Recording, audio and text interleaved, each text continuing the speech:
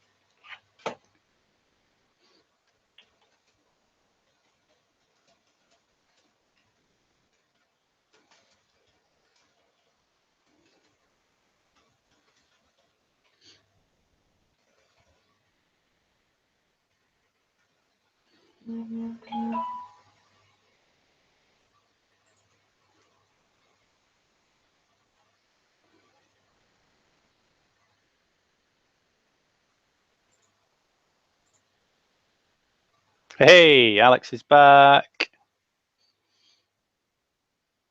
Can't hear you yet though, mate. Now? Yes, I can hear you now. Yeah. Yes! Finally made progress. I was just about to have a strop and give up. Finally working. I don't know what went wrong with the last one. What's that? Is that someone ringing you? I think it's the other guys trying to call. All right. Let's see.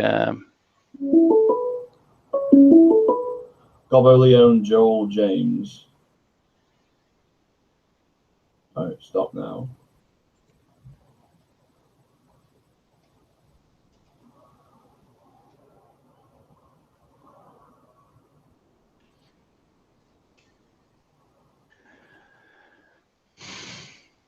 Right, I'll send Joel and Gobbo the new invite link in case they haven't seen it on the Facebook page.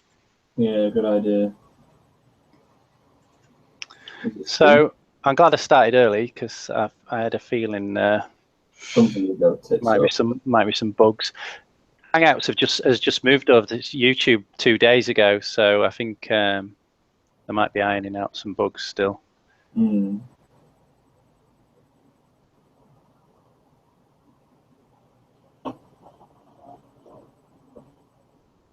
Just out of curiosity, how loud is this? It's not too bad. That's good. I don't feel too bad using it when we're talking then.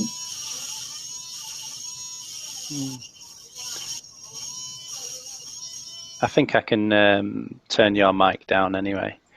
A few people are commenting now. I'm only able to stay until about 10 to 9 because I'm off to my brother's house party. So. All right. Right, I'm getting on. Hey, Joel's back. Right.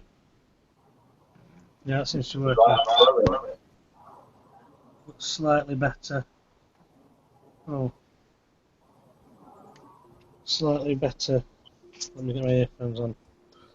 Okay, second try.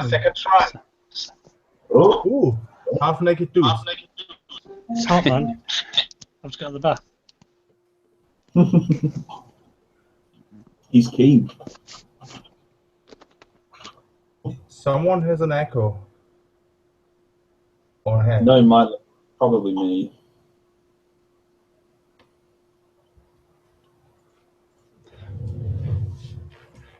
Hey, James has joined us now.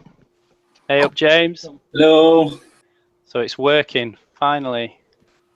Let's. Can the public see us? I'm just gonna have a peep. Yep.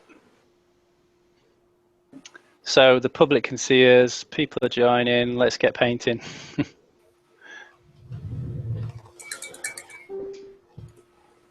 So, how do we see the comments that people are posting publicly? Let's go to that page and then mute it. Danielle, Hello, we can hear things. We can see a very handsome man now. Oh, wonder who that is. Yeah, they can see Alex. Alex. So how do I change the camera away from Alex, the handsome man? Hello, you know, he is the Arcworlde king. Oh, hello then, gents. Is it Who's working doing some? now?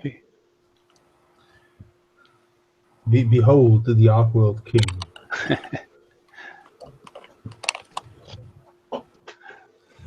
Okay.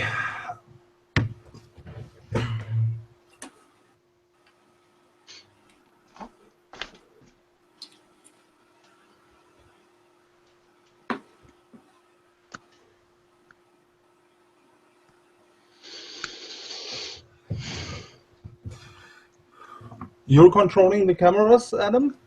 Well, whenever I've watched a Google Plus before, you can set it so the camera moves to whoever's talking. So I'm gonna, you guys paint, and I'll try and figure that out, unless anyone knows how. There's a little app here called Cameraman, which wouldn't load up before. Ah, that's working now. Okay, let's options. As a guest joins, hide their audio. No, we don't want to do that. Broadcast the large video that I see to my audience and hide the other video feeds. No. So, cameraman.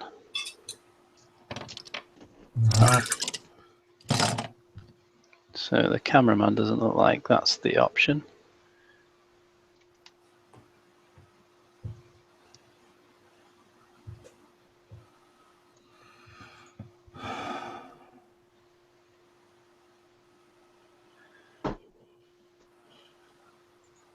Control room.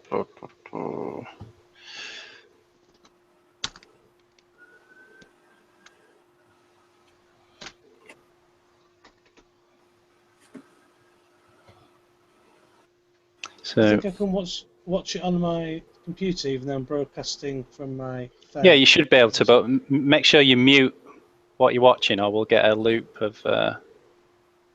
Yeah, I won't video my monitor. I'm not mental. No, I just meant the sound. Oh yeah, of course. Right, I'll unplug that. Yes.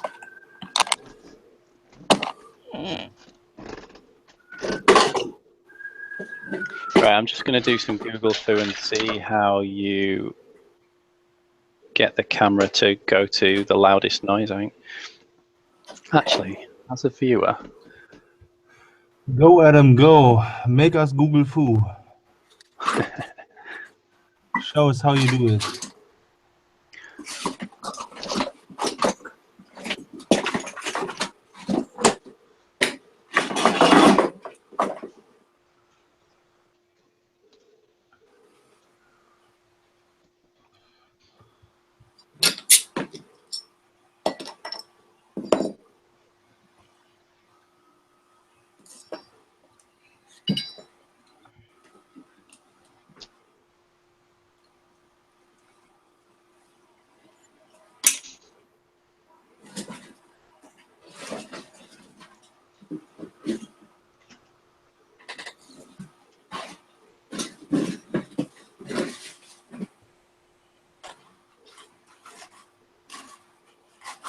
Automatically switch to the speaking user. Here we go.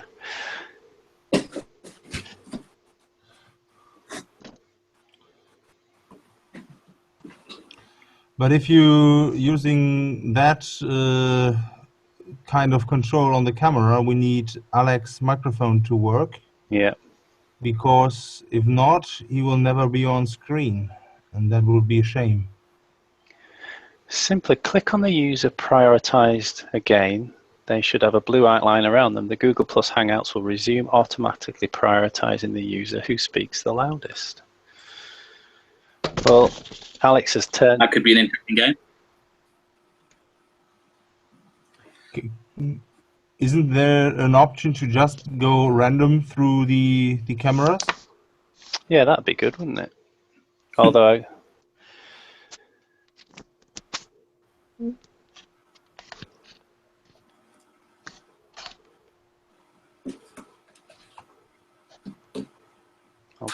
let me Google that.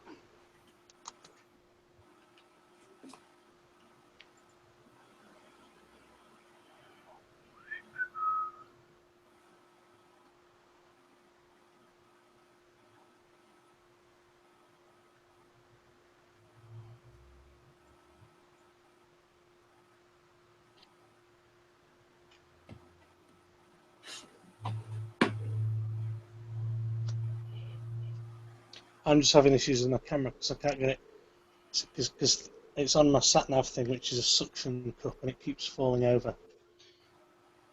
So I'm thinking logistically how to do it.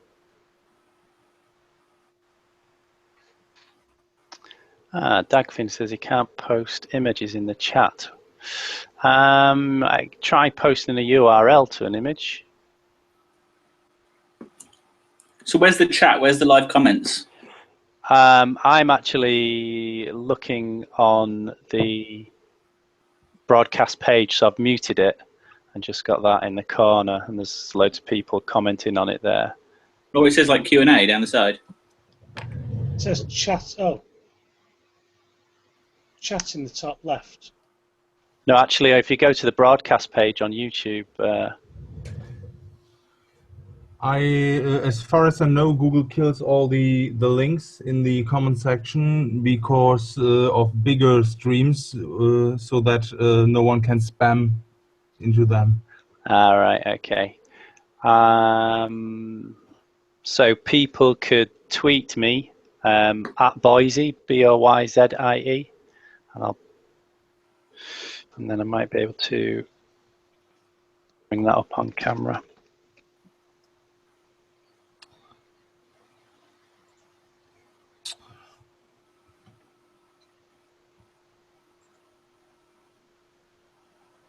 It's texting me a verification code.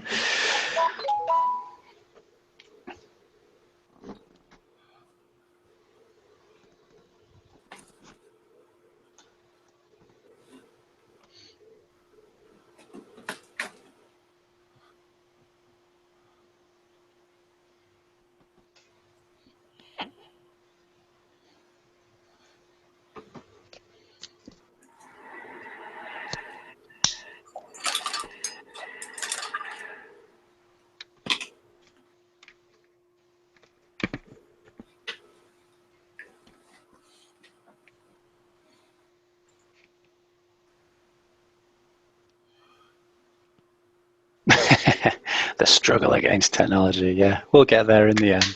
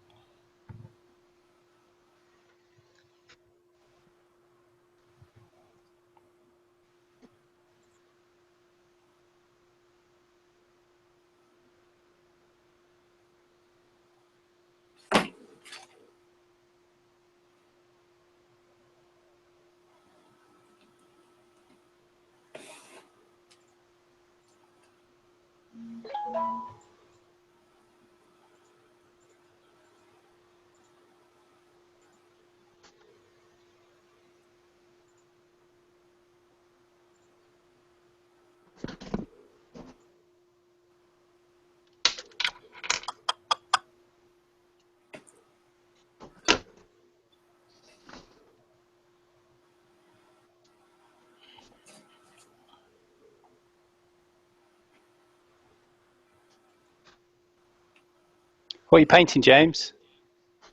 Me? Got the Troll Hunter. Hey, I've got him in the to-do list somewhere.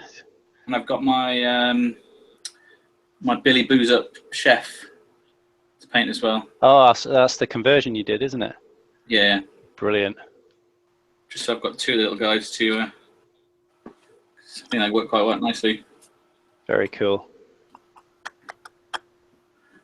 Fortunately, that's all the halflings I've got left to paint because I've painted everything else. I've got some dogs I can finish as well later if I need to.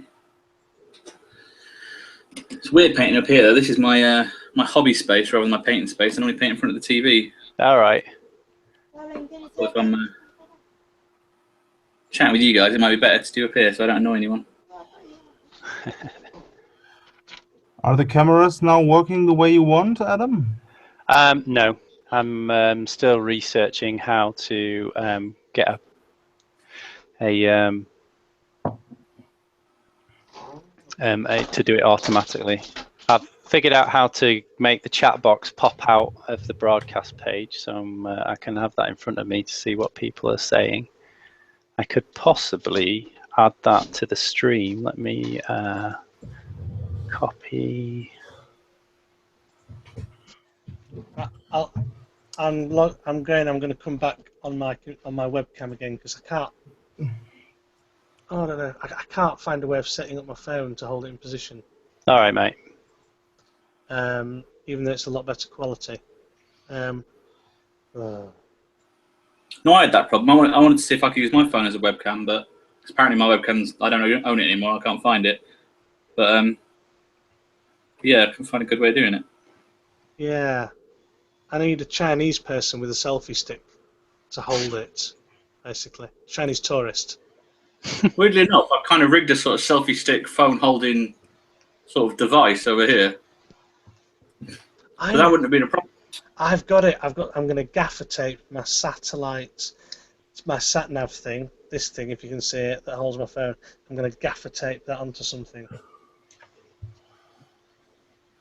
Gaffer tape always works, doesn't it? Basically. So you're doing the Hangout through your phone then? Because mine doesn't support it, annoyingly. Yeah, you need to install Hangouts. If you've got an iPhone, it might not work. I don't know. Windows Phone, nothing works. Oh, right, there you go. Right, I'll be back. It's pretty hard to keep you reminding yourself to paint in front of the camera. Yeah. Well, I've perfected it on Twitch for a while, so you get used to it eventually. Yeah, but today's everything has changed for today. Everyone else is painting, and you do the technical job. Yeah. I'm giving you the limelight for a bit, Gobbo. What are you painting, Gobbo? You're giving me the light?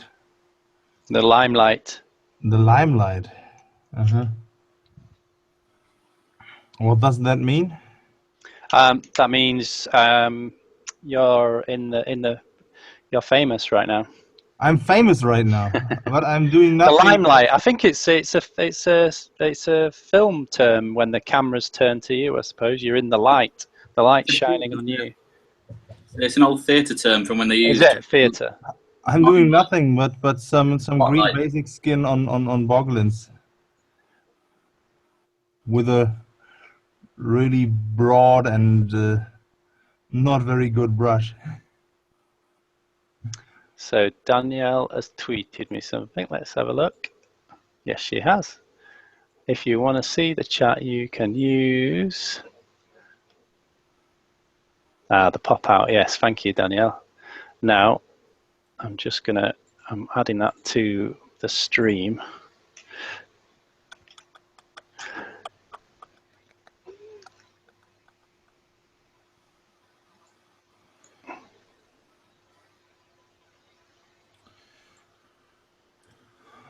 Okay.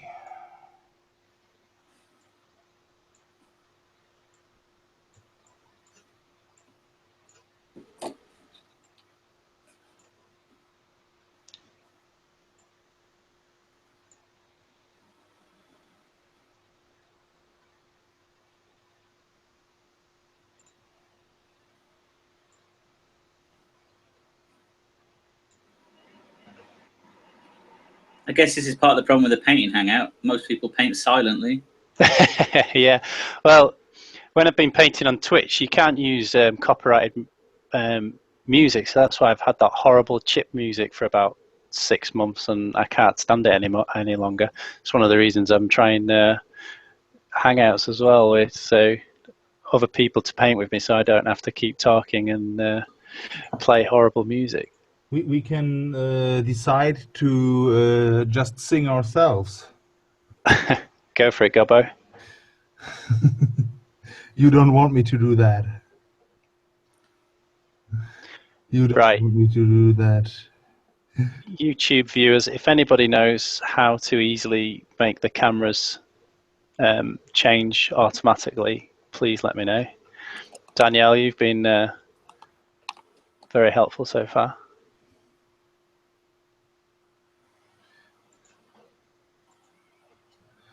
Oh. It is really hard to remind yourself that you're on camera.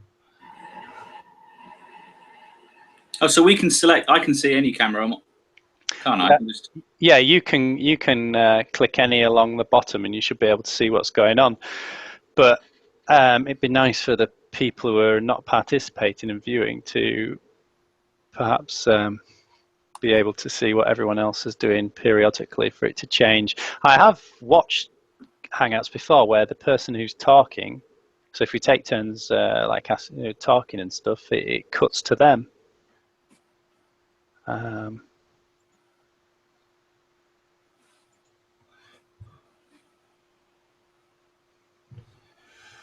Green, green, make goblins green.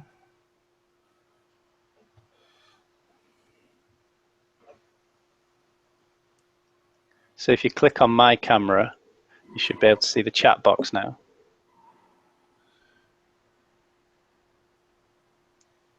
For some reasons it's flipped on my screen, but I did read somewhere that on the broadcast it's not. So if you click on my camera, is it the wrong way around?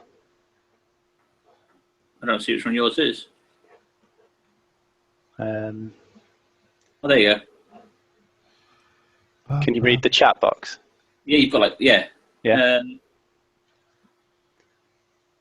I can read most of the sort of right-hand side of it. The left-hand side's hidden a little bit.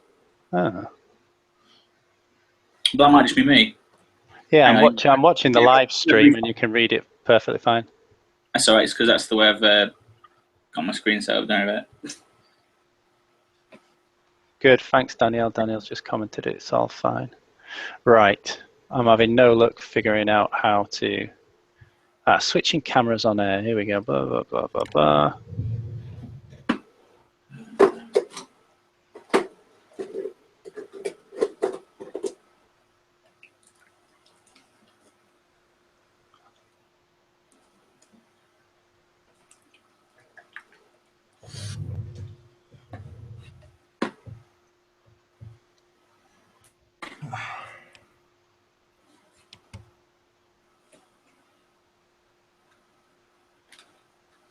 So is Alex gone? Yeah, he's vanished, hasn't he? I don't know. I'm not sure if that's a good sign.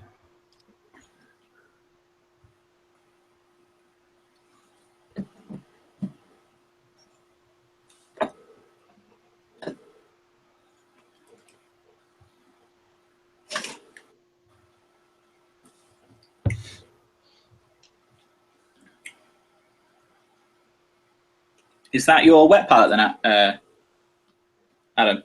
The yellow one? Hmm.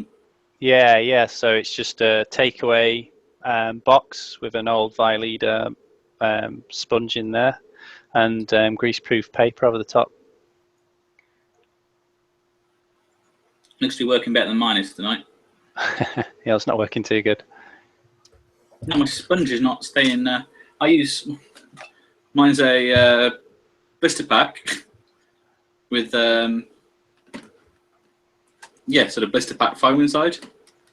It's not playing today. Let's see if we can get some more paper.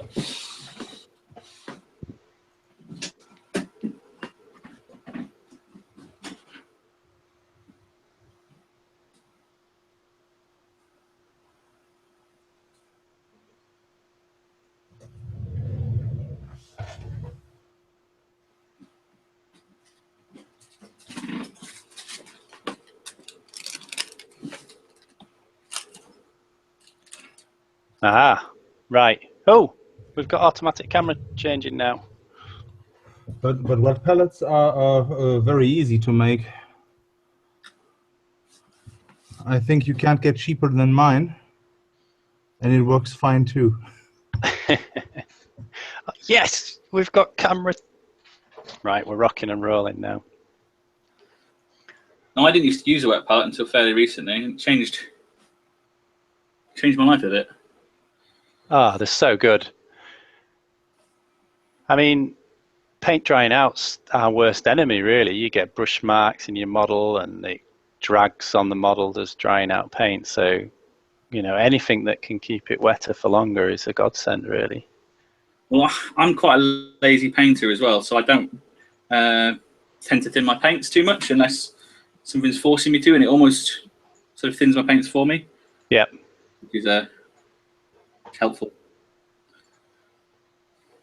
Raging Again's asking what's a wet palette. So a wet palette is, as you can see on my stream, is well, you can make them yourself or you can buy them. So this is a wet palette. This is a takeaway dish and then a sponge and this is baking paper. But if you buy a professionally made one, it's called the membrane or something like that. And as your paint's drying out, it pulls water from the sponge and through the membrane back into the paint, so it keeps the paint wet for much longer. Because like I said, you don't want your paint drying out, because that's when problems start.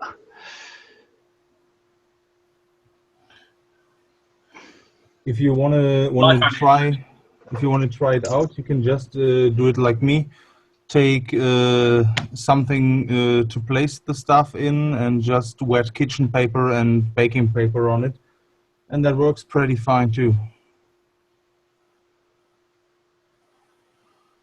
So yeah, you can easily make your own, and then if you like it, buy one. Or I've never felt the need to buy one. Well, I mean, there was a Kickstarter recently for those corks. Did everyone see that? Oh yeah, with like a frame over the top to help you grip your model. Yeah, but the whole idea seemed a bit odd because I actually use, you know, corks for sculpting or what have you. So it just seemed a bit. I mean, if it helps you, great, but I use pin vices. all right.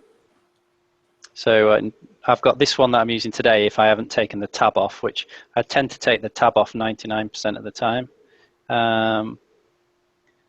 But sometimes if I don't take the tab off, usually if I'm in a rush to paint a model, then I use this one that can grip the tab.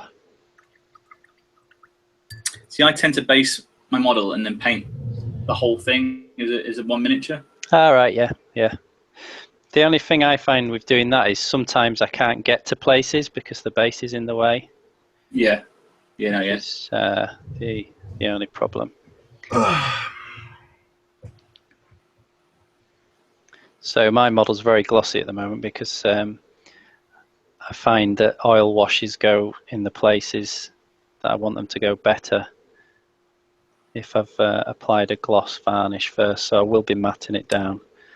But it must. I think it looks pretty ugly on the screen right now. Your model looks pretty ugly on the screen. Sorry. I think we have different opinions on the definition of ugly. No, he's pretty good. I wasn't fishing. Some interesting colour choice. I mean, I wouldn't have ever thought of that. Oh, hang on. Yeah, it's I just kind of imagine, when speaking to Alex, and if I've got this right, I kind of imagined that it's kind of been awoken from a slumber, and you know, so he's very much rusted and weather worn, which kind of suits my painting style anyway. I do like to weather my models, so yeah, just kind of painted him that he's been sat around a long time, maybe waiting for this moment, or been awoken from a slumber to deal with the invaders, or carry out the timing's right for his dastardly plans.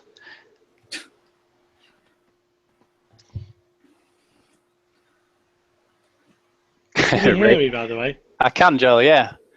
Okay, sorry.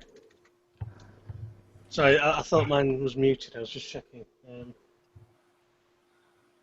I'm just deciding. I'm about to start now. I've got my... Danielle said she's gone for one of those miniature holders, so you'll have to let us know in the future, Danielle, how you get on with it. Yes, no, there's nothing makes a difference.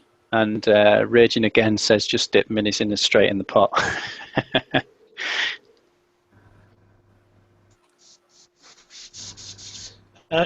Can you hear my airbrush thing going? Is that annoying? Do you want me to mute myself? Only a little bit. I guess I can always mute you or turn your mic down because I've managed to set it so the camera pans to who's talking, but it may permanently stay on you if the airbrush is too loud. So give it a go and we'll see what happens. It's okay. Yeah. So just I won't be offended if it's on me or too loud. Yeah. I'm going to start airbrushing now. I'm going to go for a greeny turquoise colour for them. I'm just mixing it up at the moment as a main colour, and we'll see it from there. So that's your airbrush station. Yeah. Nice. It's a little bit cluttered, but I don't know where else to put it now. The thing's full of normal paints. Let's see what this is like anyway.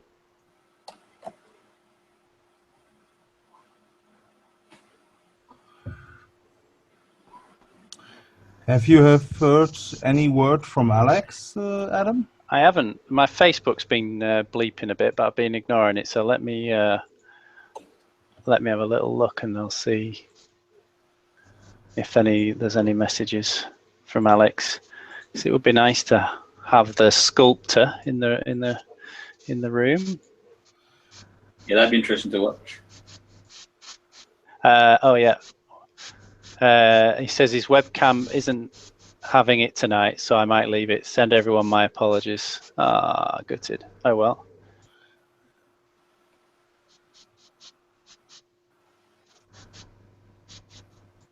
Well, let me say maybe what about just your mic? So my aim tonight, Adam, as you know, Yep. I always think my painting is too dull. So I'm going to try to be brave. I'm getting their base colours, and I was trying to be brave. I'm going to go it quite light straight away. Okay. And I'm going to brave it. Basically. Do it. I'm going to dark it down with a bit of ink later. But the initial thing, I always think I'm a little bit of a fanny when it comes to my initial layers. You know. Yeah,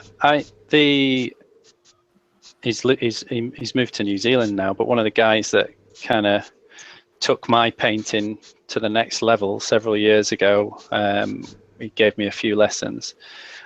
He once said to me is, when you finish your model, take a look at it and take your highlights 2 stages lighter and your shades 2 stages darker, and you're probably where it should be. And I've kind of always stuck by that philosophy, really. I do force myself to make things, the highlights much lighter than I feel comfortable with, and the shades much darker, and things seems to work.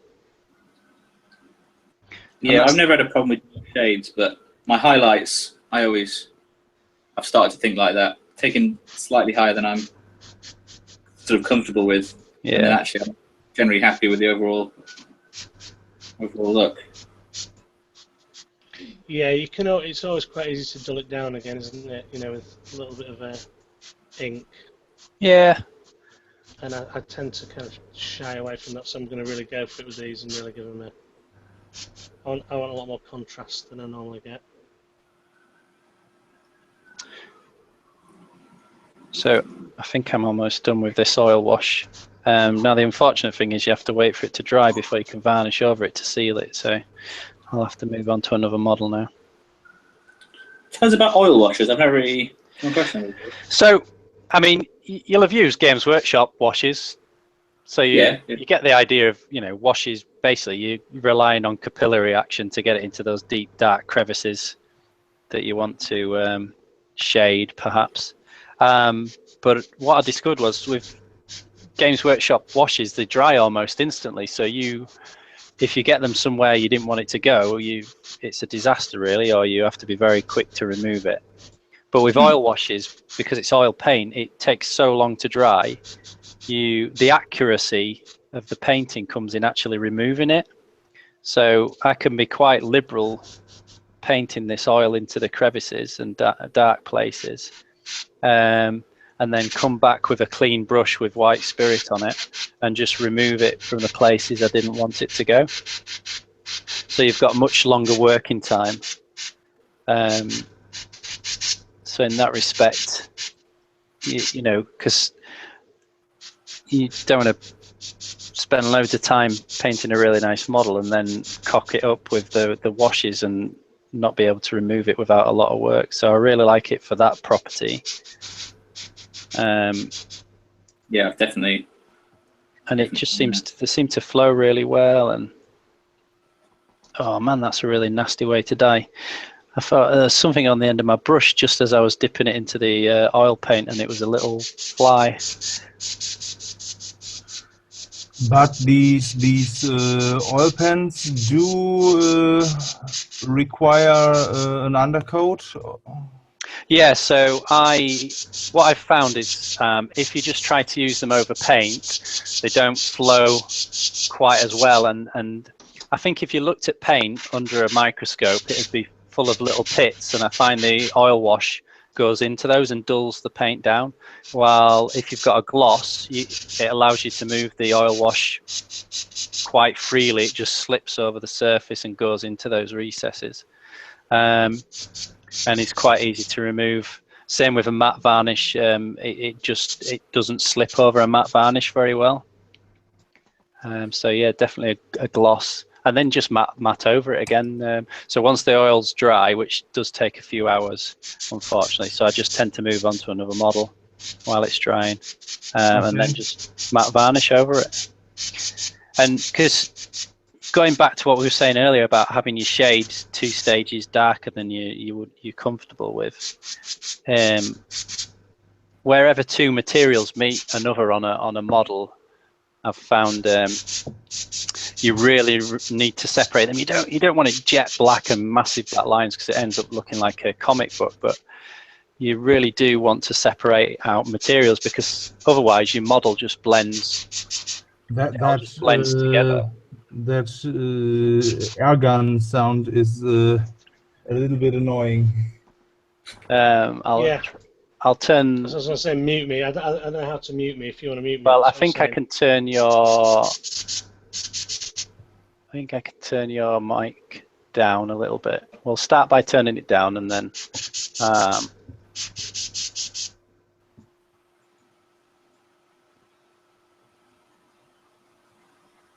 Just spray for me, Joel. Oh, Adam, can't do it on demand. Oh, I'll just find one out done. There we go. I can do it a bit further away from the phone as well, actually. I'm doing it now. Is that annoying? Yeah, for some reason. It's not. I thought.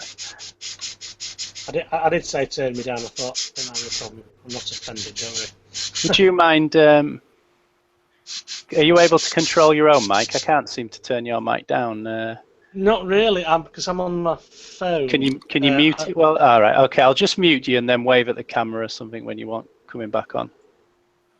Yeah, I'm trying to mute myself, but I can't find a mute button on it. Hold on a sec. Here we go.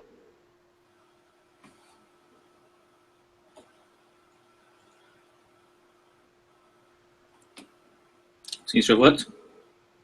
Yeah, that's worked. So we can still see Joel. No, we can't. His camera's off as well now. Have I done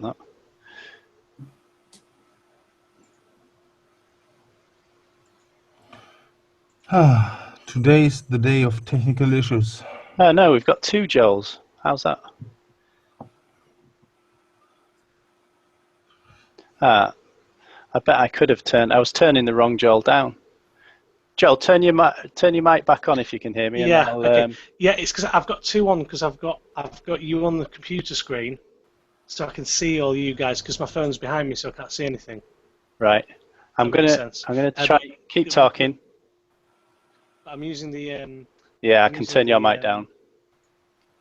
Yeah, I'm using the mic and camera of my phone, but I'm actually watching it on the computer, so I've joined in 2 places.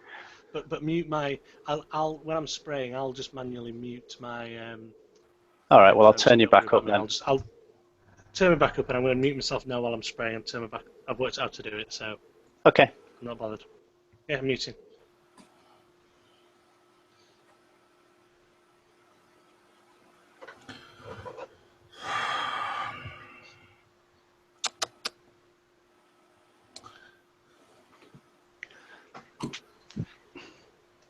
So, Adam, what kind of varnish do you use? For the gloss, Yeah, it's just like I painted a lot of my white metal models yep. and got some nice highlights and details and got them fairly bright. And after I put on my glossy varnish to protect them from ticking against other things, they yeah, all the colors merged, and I lost a lot of my highlights. From a gloss. Yeah, I mean, from the gloss. I always finish with a matte anyway. I think matte. I find out that matte varnish isn't that protective against the model hitting other objects. Yeah.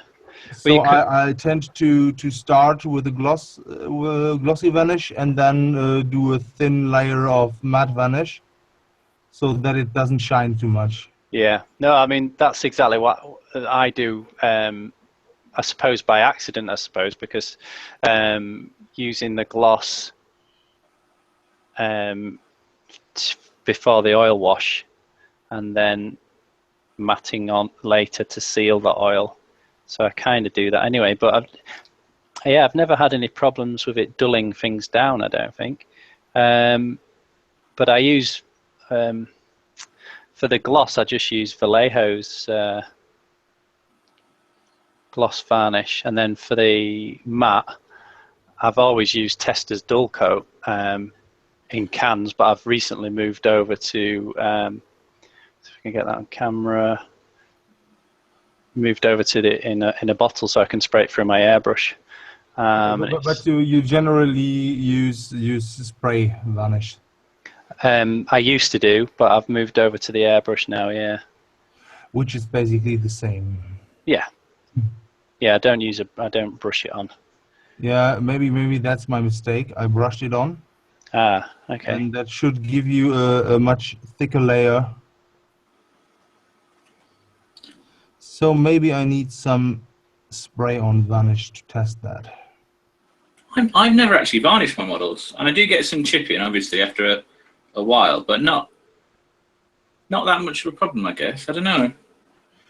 Yeah, I want to avoid that chipping because I paint my models to play, and so they tend to tick against other models or stuff a little bit, and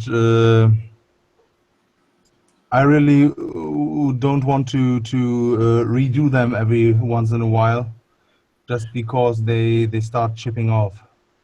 Yeah, I mean I play a lot, so I don't know if it's I don't see much chipping. So normally any chipping that I end up with is either from an actual drop or in transport. But maybe I'm careful. I would say that I'm careful too. But, many years ago, I was playing a game of Apocalypse, and I had a Sisters of Battle All Metal Army, and someone wiped them out and picked them up all together as one big group, the whole lot, all the metal models against each other, and then put them down on a sanded board. I almost did a murder. Few people, Danielle. That's something just don't do. But I don't like metal models anyway. I'm a big fan of plastic models. Well, I'm a big metal models fan. I would say I paint more than I game, although I do game a lot. So I love resin, just for the crisp detail. And but some people hate it, don't they? I'm starting to lean towards resin over plastic. Say that again, sorry. I prefer resin over plastic because obviously the standard is more traditional sort of casting rather than sprued plastic, which is you get a very distinct look, which is something I'm not keen on. I do think plastic is the best material for models. The only issue with that is that you need a high production number to afford the forms to make it. In every other case, it's the most superior material. It's can do as fine details as resin or white metal, but it's a lot easier to work on. And if it falls down, it nearly never breaks or chips off paint or something like. But maybe that's just me. I'm quite clumsy, and I actually find that I tend to break fine details.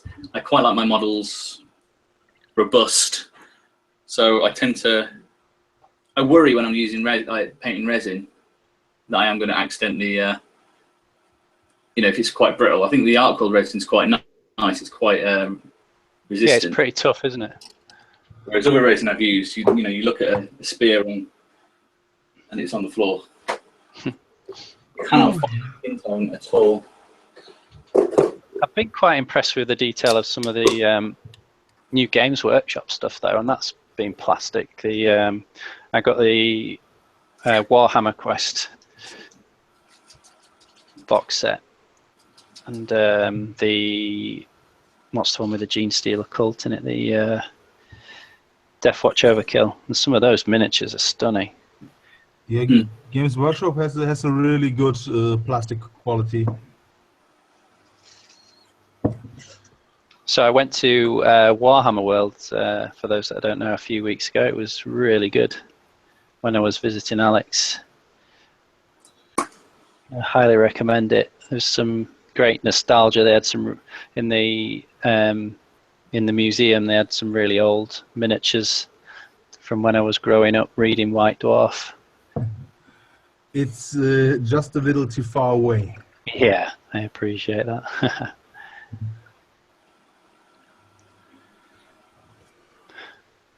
One of the things that struck me, I've been a couple of times, but one of the things that struck me the first time I went was the old Chaos Standard Bearers from the back of the old Hordes of Chaos book. Oh, yeah. And I spotted them, and that's one of those models that I looked at, over and over again when I first got into the hobby. And yeah, to see them actually in real life was kind of weird. Danielle's commented she likes the plastic, so painless to work with. Apart from when you're cutting it off the sprue and the scalpel goes in your finger, which I do occasionally. Yeah, no, I've done that. I actually, in my toolbox, which is under here at the moment, under my paints at the moment, there is actually plasters. Just in case. Key things. And not obviously not for sprues, because as I said, this is my hobby sort of area, so there's even bigger knives than what I use for sprues here. Stuff. I actually went right through the end of my thumb once with my Dremel, which was I didn't need a plaster for that. I needed, more. Look. Someone's asking whereabouts is Warhammer World. It's in Nottingham. It's at the Games Workshop headquarters.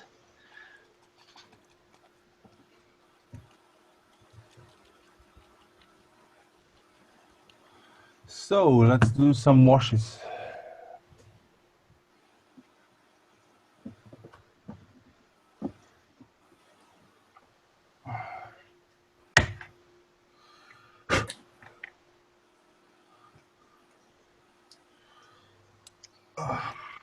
So is this working? Are people enjoying it? Is it a good thing? Do it again? It's nice to paint with other people, I guess. Yeah. Nice to have a chat about it. I do need bigger boxes to hear you better, but apart from that, I'm enjoying it. Good. And it motivates me to do something. I think if we did it again, I'd probably invest in a webcam, so actually people could see what I was. Well, painting. Get on. I don't know if it's still available. Do you ever use Hot UK Deals website? It's like a website that bargain hunters post bargains on there, so they kind of do all the work for you. So before I buy anything, we always go on Hot UK Deals. Anyway, there was the webcam that I used to film the miniature view It's the Logitech 920. Was on there the other day for it was like £35, something like that, where I think previously it's been £60. So it's a really good webcam. It's what most miniature painters use on Twitch and stuff. So it might be worth checking. Are you able to see what I'm doing well enough with my cheap webcam, or? Yeah, not too bad. Not too bad. That's a better view than I think I've achieved. Not too bad is a nice way to say yes.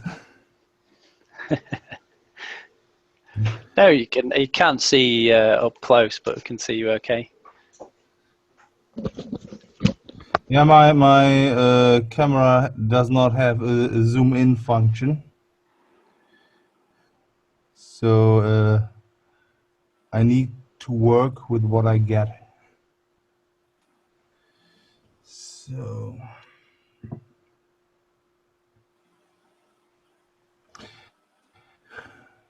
but I assume you can't really see what I'm doing right now anyway, because I'm just using a non-oil wash to darken some parts of these boglins to highlight them up from there later on.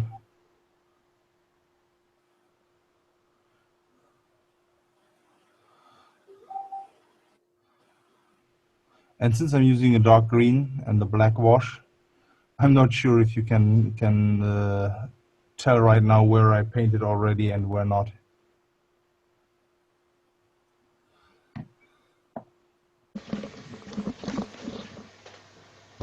Hello, hello, hello. Can you hear me? We can hear you. Oh, good.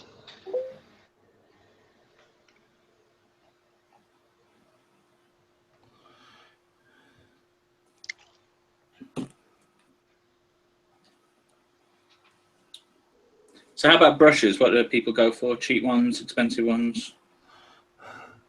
The free ones. Yeah. Free ones. Yeah, I have a business. I'm doing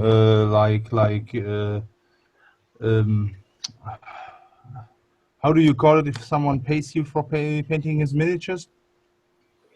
Commissions. Commissions. I'm doing commissions, and I have a small business registered for that.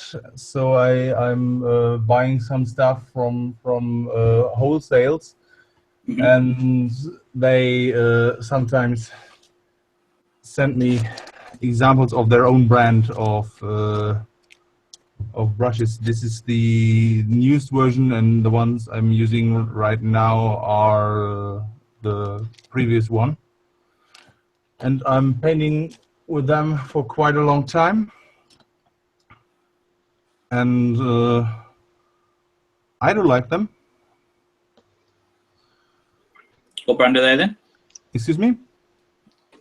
What brand are they? The factory is called Burst, and they are I don't know what Rothmada Kolinsky is called in English, but they are with hair from that animal. Yeah, Kolinsky sable. That's right. It's the best to paint with, I've found. So I have used Winsor & Newton Series 7,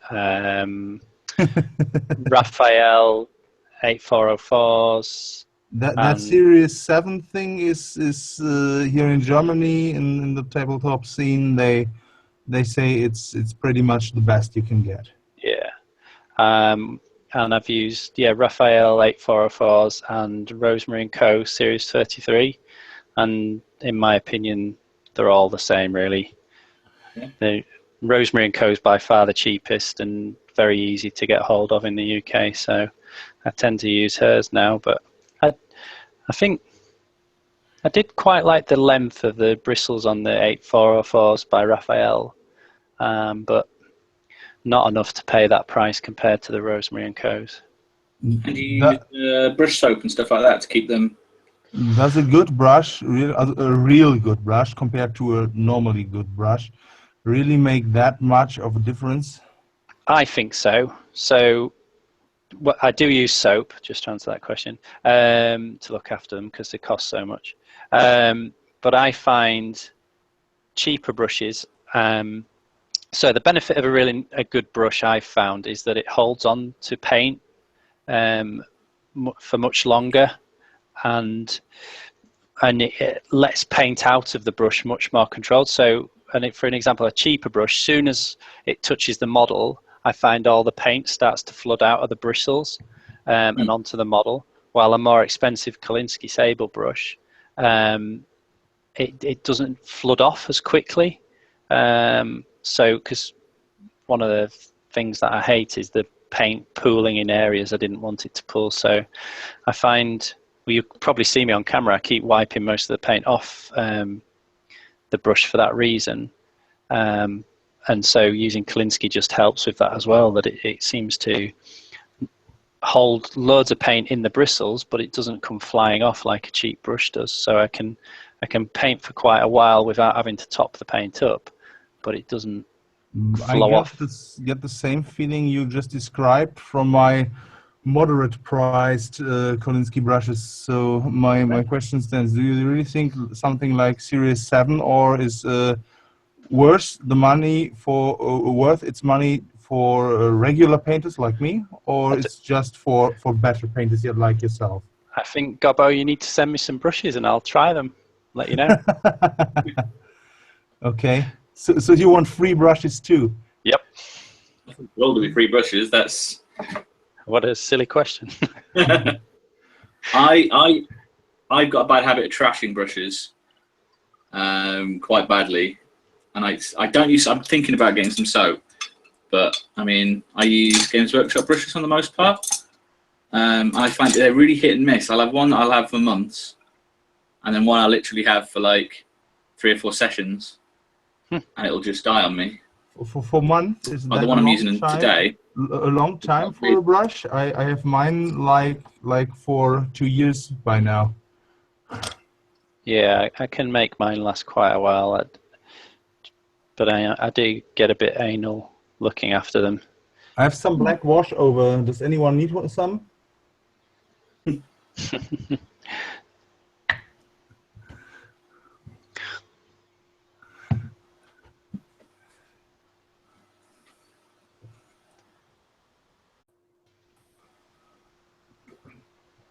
No.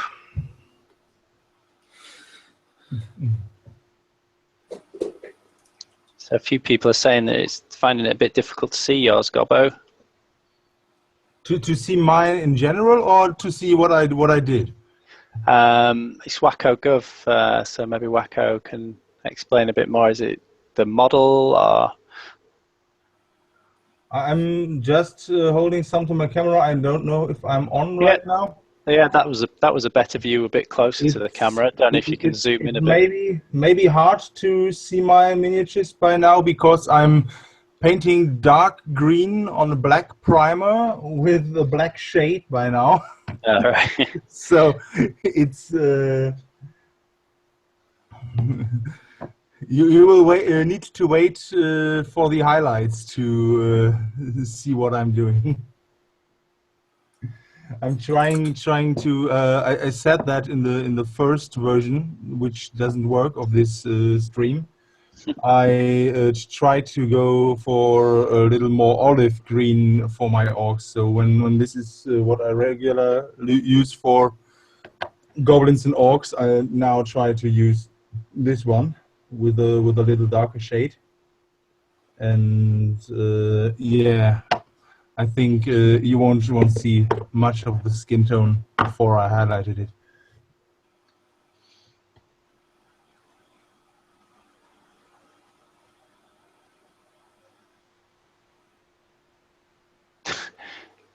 Come on, Tuzo. Just shut up. I'm glad I was about to relay that message. Is that something we need to know, Gobbo? Excuse me? The message from Tuso. Tuzo is one of the guys I know in real life. He's here, I think, just to watch me paint stuff and make some bad comments. But I have toxin on my table. I'm just drinking right now some beer. I'm a German and I need to fulfill some cliches.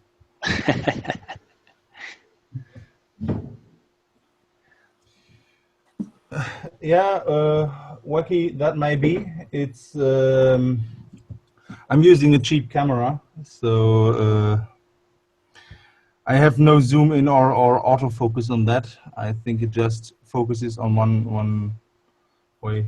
I will try to work a little bit more in front of the camera.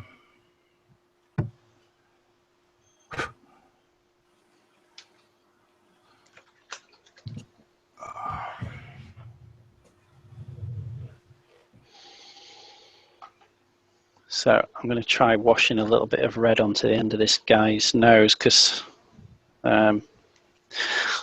he's from a snowy region, so hopefully he won't look like a clown. So I'm going to really water the red down.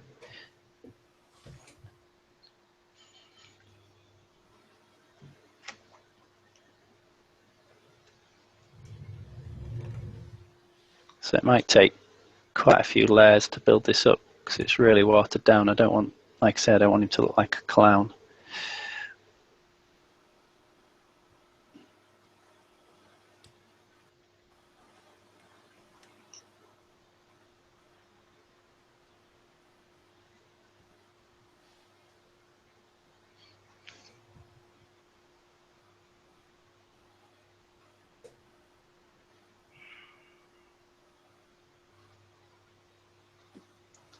So what's Joel doing? Haven't heard anything from him for a while. Oh no, he's there. I can see shadows moving. Can you hear me now? Yeah. How's it going, Joel? Yeah, I've just. Well, I'll show you. I've done. I've shaded these guys. Oh my! Oh, as soon as I've come on now. Oh my God! Oh, sorry. Oh, nothing. Didn't sound ideal. What's happened? I just knocked my phone over as I was trying to twist it round. Oh, and my headphones came out, and now it's going a bit weird. Daniel's asking me what this model is. So this is a Norgwald, I think I've said that right, model from the game Arcworlde, sculpted by Alex, who was in the room earlier, but his webcam stopped working properly. So there's going to be a Kickstarter. Gobbo, when does the Kickstarter launch? At the 13th this month, so in 16 days. So count them off. So it's on the 30th, did you say? Yeah. So so he's from one of the new factions. So the game's been going for a few years now as Arcworlde. Lots of fun. It's a fantasy skirmish game. But yeah, there's going to be a new expansion called Troubles in the North that's going to introduce a few more factions and some new beasts and monsters. And he is from the Norgwald, which is I suppose the closest thing you could from our world, I suppose, is the Vikings, I suppose they remind me of.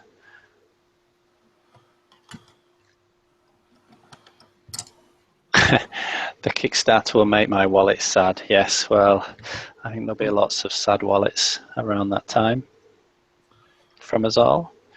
Yeah, there will.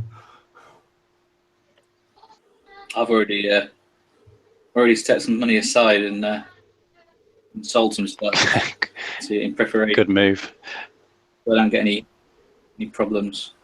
I'm being limited now by the other half to a bit of a models in, models out sort of. I think that's a good philosophy. I need to do that. Wacko Gov is a bit worried about Joel. He's asking if he's still alive. It's a good point. I am still alive. Can you hear me? Yeah. I just knocked my phone off. I've rigged it up to a music stand. I've put it on a music stand to see, and not the music stand. As I went to unmute myself and speak, and it all went horribly wrong. But I was about to say I've just airbrushed my. It's not it's not great 'cause it's my phone, but I've been doing these halflings from Arcworlde. So I pre-based them, shaded them, and then I've just done them in a kind of very light olivey green in 2 layers, and I'm going to ink them now down with some bluey green, and then I'll probably re-airbrush them, respray them. Nice one, looking good. That's the majority of them. It's going to be that colour, the uniform and so forth, and then I'll pick out the rest by brush.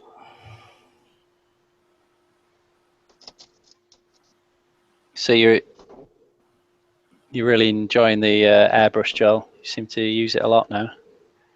I do, yeah, and I'm getting to grips with it. Yeah, it took me about a year to just get the basic techniques and work out how not to break it. In fact, I just basically broke my first airbrush. I think you've got to buy an airbrush to break and learn how not to break it. And yeah, then that's true. Do you own an airbrush, Adam? I do, yeah. I love my airbrush. It's probably the best tool I've bought for the hobby for quite a while. I've been using one maybe about 3 or 4 years, maybe now. Love it. I paint quite casually. I've considered an airbrush, but the sort of prep and cleaning and everything sort of put me off. Yeah, the cleaning is a bit of a pain, but you do get faster at it and you kind of get used to it. And I think the pros of using one outweigh the cons. It's knowing when it needs cleaning, and it's cleaning it regularly. And instead of big cleans, you just need to do it a little bit all the time. Just keep on top of it. Yeah, I mean, don't let anything build up. You can probably see mine soaking here in some on camera in some alcohol there.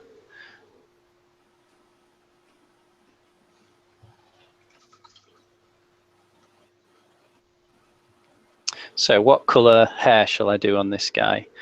I'm tempted to do him blonde, but well, it might. Can you go for a bright red blonde? Bright rat blonde? Yeah, like a natural orange kind of hair. I'm just Ginger. a ginger. Yeah. I'm Bright ginger or grey. I'd probably go grey. yeah, I was thinking grey because I was worried the blonde would just blend into his flesh really. I think I'm going to turn my troll hunter grey.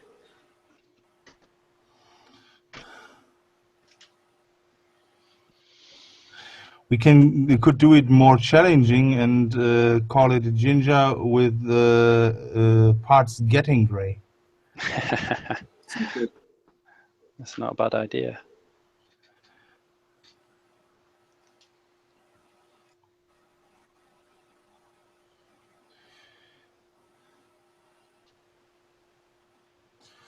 Ba, ba, ba, ba, ba.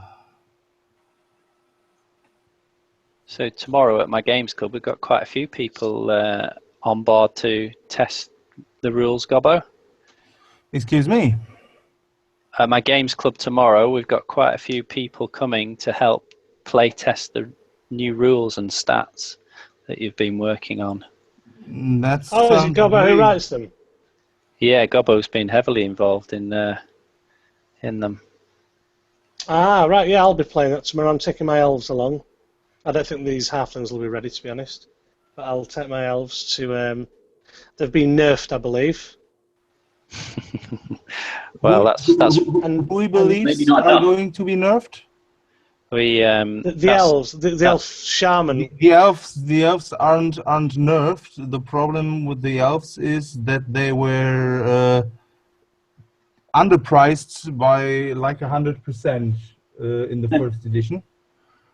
So it will feel like a nerf, but it isn't one. It's just adjusting them to their cost. Hasn't his one of his spells been changed? Which I remember playing you, Adam, and wiping out all them pirate things. yeah, it's Adam, you know If- Alex better than me. I don't know how far I'm allowed to talk about the new rules and stuff. Yeah, good point. okay. I'm not sure. I mean, we'll find out tomorrow, eh? You Yeah, can well- ask him if you like. I have no problem talking about that, but I really want his permission before I say too much. And Yeah, well, I guess let's not go into details of some No. of the changes, but I think it's pretty. That was just something I saw on the pretty- forums. Someone mentioned. Yeah, it's pretty publicly known that we're working on the stats I think and if you stuff. face- I think if you face the elves in the first set of rules, the current set of rules, you'd probably assume that we were doing something about it, or someone was doing something about it. Yeah. You'd want us to, I think. I saw it on someone talking about it in the forums. That's all. So I assumed. Oh yeah, I mean There's, there's been that particular spell has been causing problems for quite a while. That one, so yeah. Parkinson. Yeah. Yeah. Let's just say there will be changes. Yeah. I won't go into detail, but I think I'm don't saying too much if I say I didn't buff the spell. Now you roll a 4, everyone in the other army dies. Just one dice. Auto win.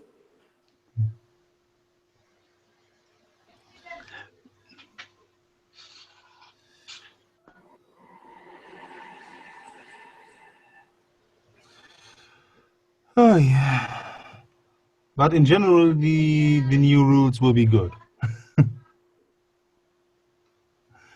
But I need to say that, obviously. Well, hopefully we'll have some good data after tomorrow's session. That would be great. That would be great. Who else is bringing something down? Is Dave coming down? Dave's coming. He's Albionican mad, so he's got loads of Albionicans, and I think he's got 2 giants. Where do you Maybe guys? Where you guys are based? Our club's in Keighley, West Yorkshire. Near Bradford. Oh, right, got you. Roughly know that area. And I think Jacko, he's got pirates, hasn't he? I think Jacko. Yeah. But depends what we're feeling. We might could do some proxying for some of the new models that are coming out, because I know they need testing. So Pirates need testing too, so yeah, are great. Yeah, pirates definitely do, don't they? The Dark Lord stuff, as far as I've seen it, and it is really nice. Oh, I had a right laugh playing it the other day when I was at Alex's place. That's something for people to look forward to. I think that as an army list.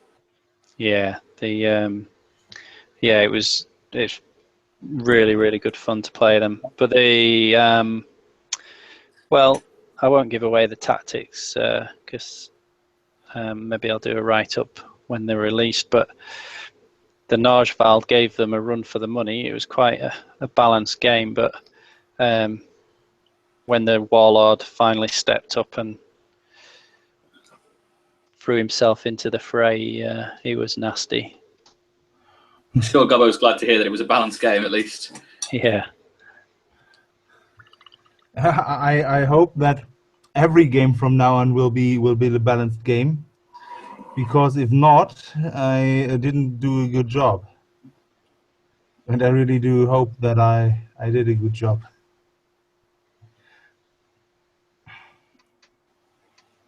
Wednesday is normally my Arcworlde playtest night, but unfortunately, real life got in our way again. Daniel's asking for a gameplay video before the Kickstarter. Haven't found anything online in terms of gameplay. Yes, that is in the works. That's why I was in Nottingham a few days ago. We were filming some gameplay So fingers crossed, it makes it out of the editing room, and onto your screens at some point. We should have a meetup though. We should get a game in. Definitely. I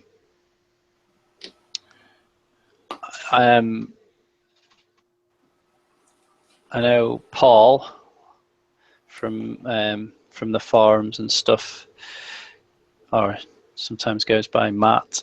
I was supposed to be meeting him in Leeds this week, but that got cancelled. But Leeds, I guess, is quite easy for people to get to, and there's a Patriot Games there that's got quite a bit of space for gaming. Leeds is not. I've not been there. To get to. It's what? Sorry. How about Leeds is still pretty north. Yeah, the trains are pretty good though, aren't they? Or Leicester, or Sheffield. Yeah, I'm sure. You mean an official meetup? I thought you just meant for like a one-off game. No, I meant like well, not an official, but like a.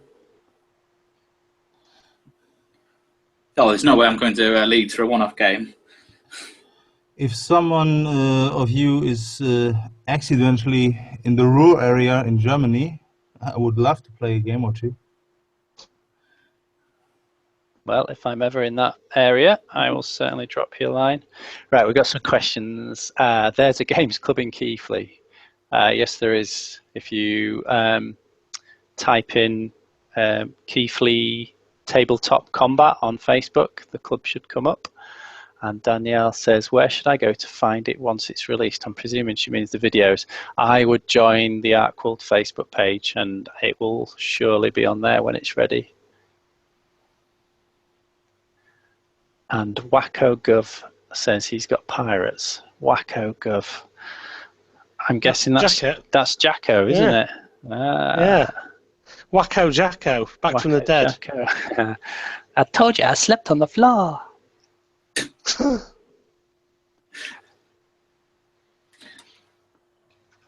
Everybody loves pirates. Yeah. Have you seen my undead whale? I'm very proud of it. Let me get it. I did see him. I think that's one of the first models I saw by you, actually.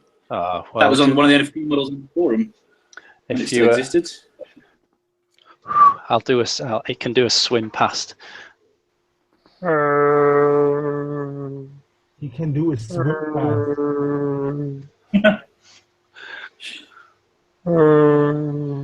So it's a white whale. Moby Dick. So where's your Captain Grey hat? He's not painted yet. He's what? He's not painted yet. I can't hear you. It always sounds like he's painted.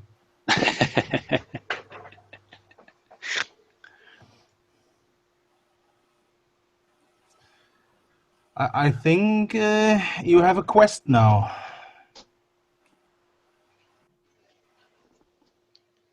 A quest? Yeah, an epic quest to give that whale a captain.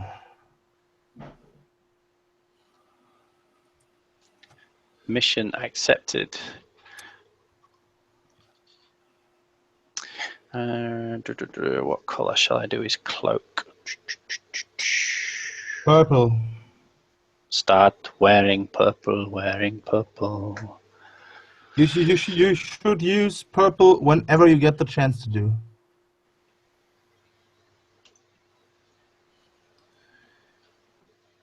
Okay, purple cloak coming up.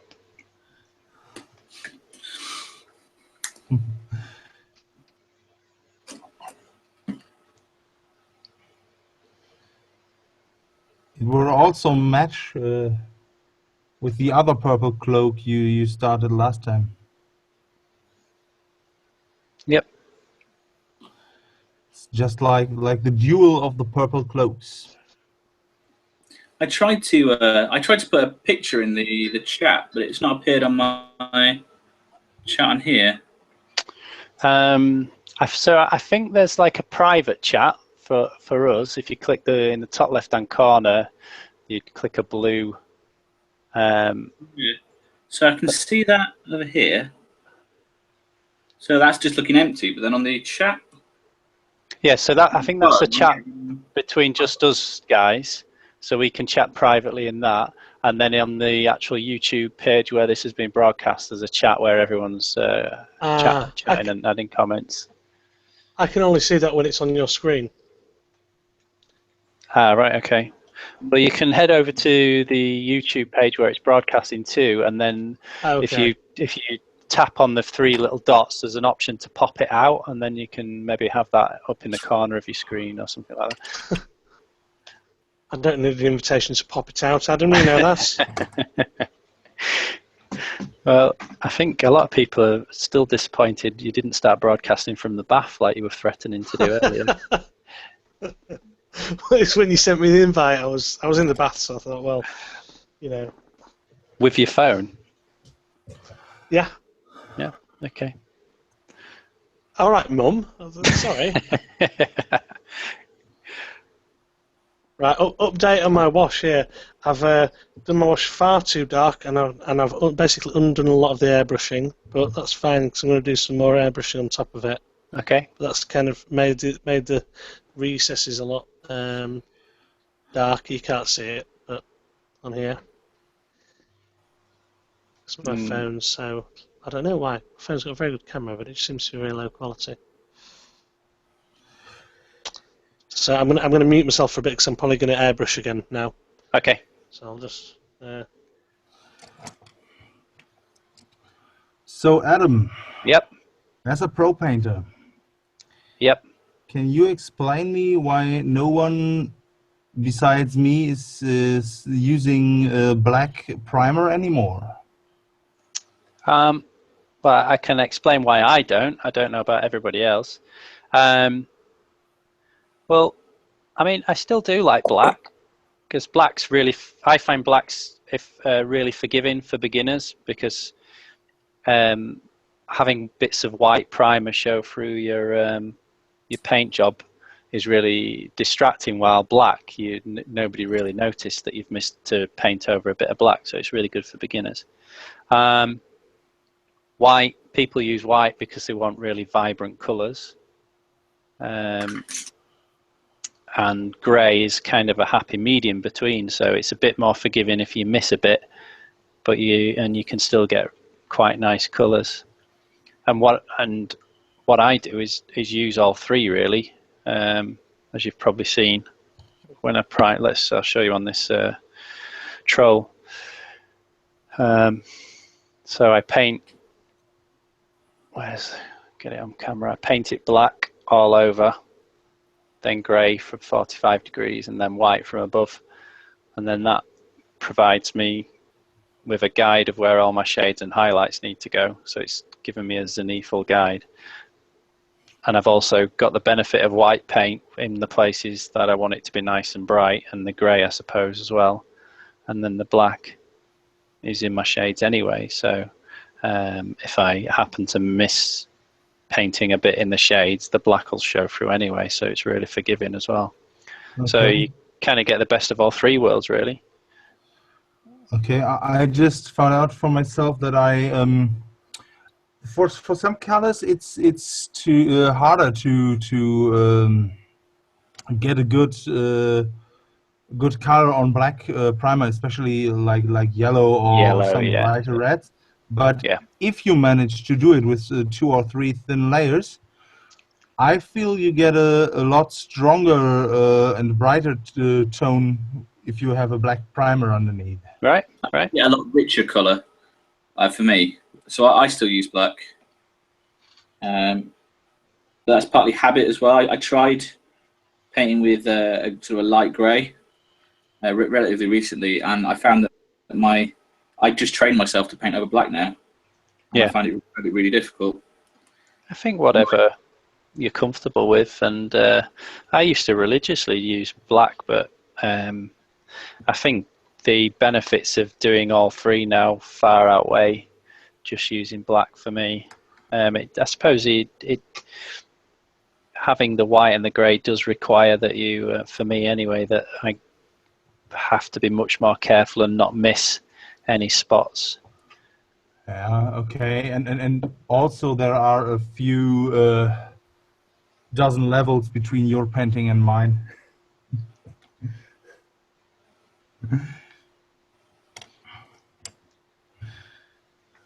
So I gladly stick to the beginner's primer.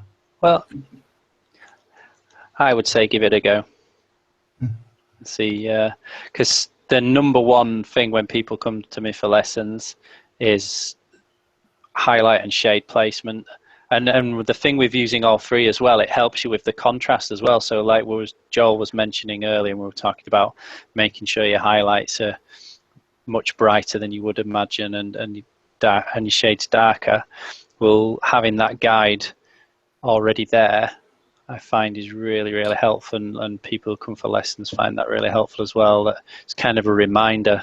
It's a guide to, right, I know that anything I place on that area of the model that's got black on it needs to be a very, very dark colour, while anywhere that has white primer needs to be very, very bright colours, so, or light colours anyway.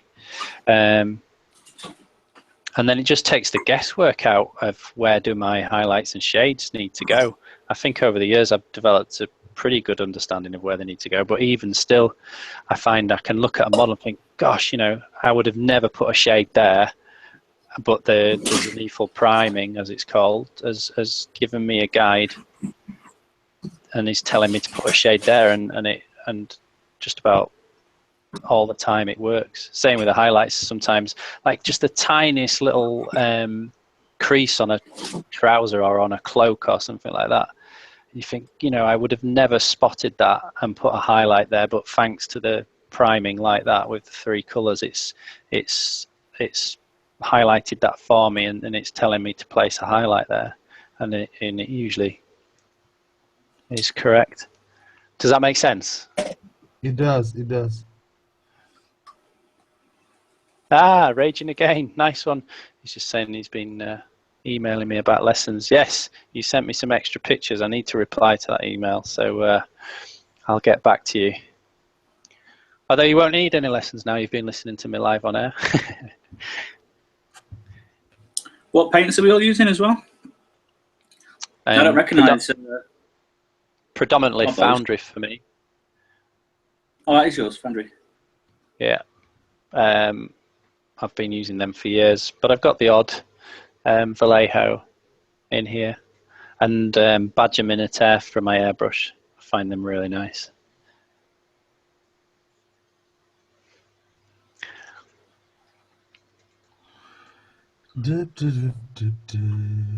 See, I've mostly switched to the P3 now. Oh yeah, I've heard they're really nice. By Privateer Press. Yeah, yeah. They thin a lot nicer than Games Workshop ones. Right. So I stick to Games Workshop for my bases, like my foundations, because the downside of P3 is it doesn't always cover. But then for all my highlights now, I moved to P3. It's actually been good. I find with Foundry is when I first, because some of these I've got, I bought them in 2002, so they've lasted me 14 years, some of these paints, and they're still going strong from Foundry. And back then, I bought the full set, and they came in triads, so you got the shade, the mid-tone, and the highlight. Yeah. And again, for teaching people to paint, that's, you know, they don't have to worry about mixing their own shades and highlights. That, you know, they can learn that later. But for beginners, it's right. Use that for your shade. Use that for your mid-tone. Use that for your highlight. And it's quite good in the lessons. Yeah, I think that's what some of the P3 paints are set up like that. Right. One of the viewers asked or a time ago if we were mixing our own shades. Did you already answer that? Mixing. I think I saw it mixing our own washes, wasn't it? I think. Yeah, washes. So yeah, I think I talked about the oil washes, so mixing those. from oil paints and a bit of white spirit. Although I couldn't find my white spirit tonight, so I had to use a bit of linseed oil. Which where's my camera? Which traditional oil painters use. Didn't realize the oil wash discussion was about that question. I have mixed my own washes. I find the Games Workshop medium. Lamia medium. Yeah, makes quite a nice base for a wash. It is meant to be a base for a wash. Yeah. Well, in that case, I find it quite easy to if I need a wash that isn't covered by one I can just buy. But I mix a lot of my own shades, but for paint colours. But for washes, I tend to use them out of the pot.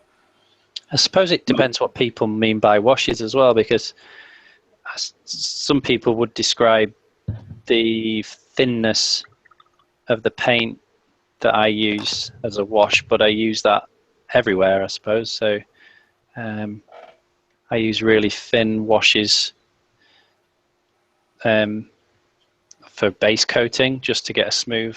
So maybe where I could use it straight out of the bottle, I could do it in one, but that would give me brush strokes and maybe lumps and clumps. So I use really watered down paints and might do 3 or 4 layers to get it up to that colour. That's kind of what I was saying about my wet palette. It kind of forces me than it would. I try and, unless I'm doing probably a extreme highlight, I tend not to go straight at the bottle at all. If I remember, if I've got my good painting head on, because I found that as well. That thin layers is definitely gives it a better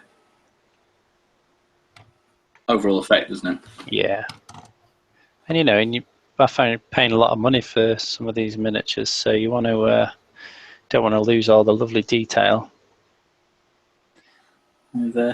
I've had a couple of forays into commissions, but I found that seems to be the fastest way for me not to enjoy painting.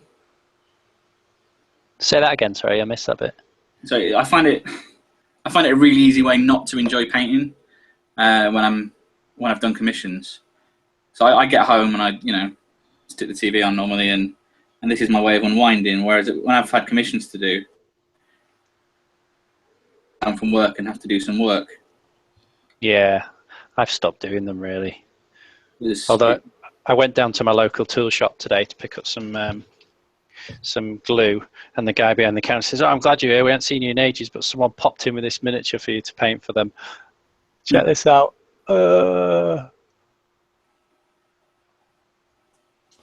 The Arcworlde group should not be secret but closed, so you need for someone to approve you.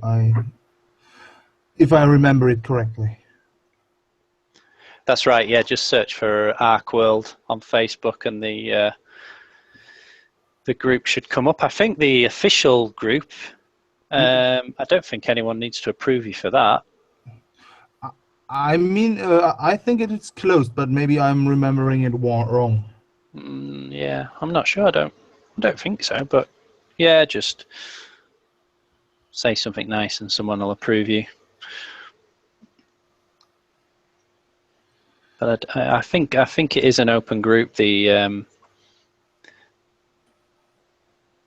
official one. We're gonna have a thread on there. Maybe tomorrow with all the stuff we've been painting tonight. Yeah, that's a good idea. Yeah, I'll post some pictures.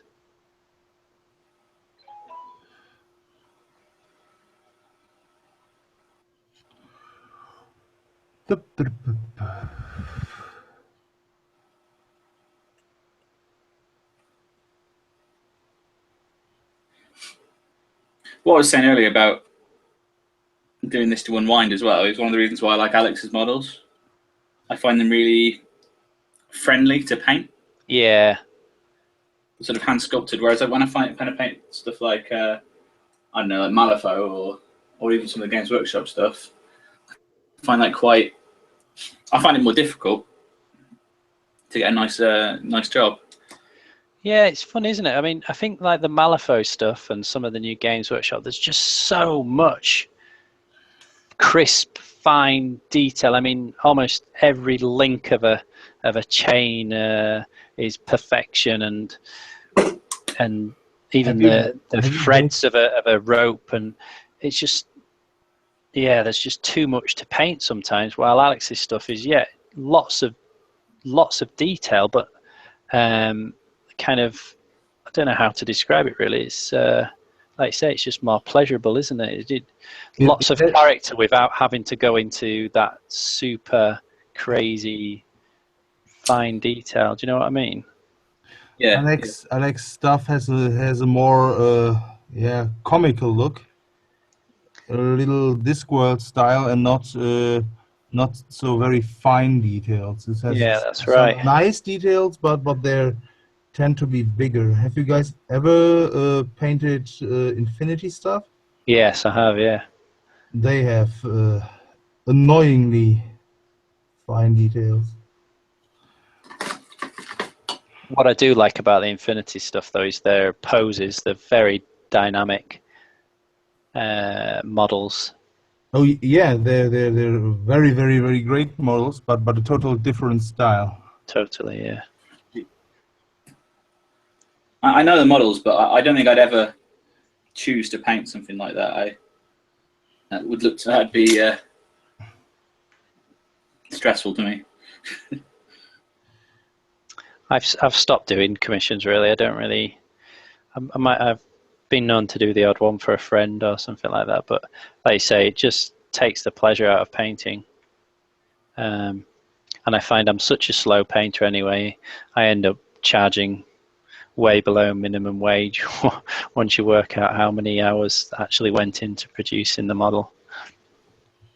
Yeah. Oh yeah. You're definitely not. From when I've done it, I've certainly not been. I've mostly just done it for friends. So you don't want to charge them what it actually almost was worth. Yeah. They're probably going to be your friends so much longer.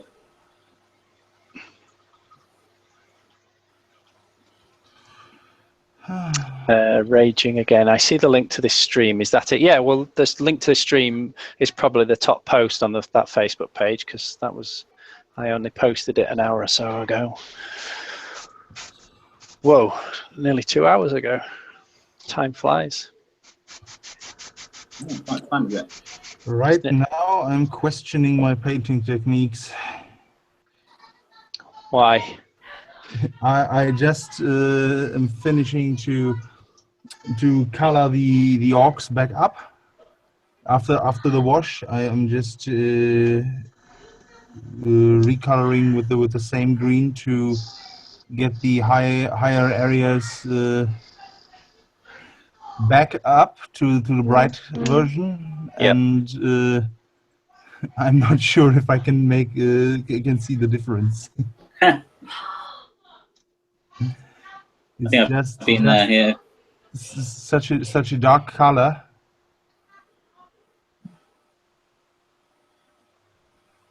None of contrast.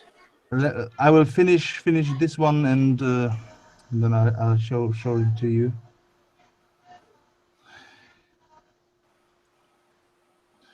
But I really do like the dark green on the orcs. Who is it that's working on the orcs? Paul Bonner style. They were posting on the forum the other day. The flesh-colored ones? Yeah. Well, kind of an orangey, fleshy colour sometimes. I don't know, but they looked Rosie? great. Rosie? What's happening?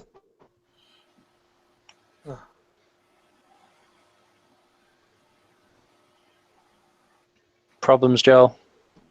What's happening? Right. Basically, Rosie has a cleaner room. Rosie has what? She has a cleaner room, so Mum went on the Joel, you're not muted if you didn't realise. Why is all this shouting?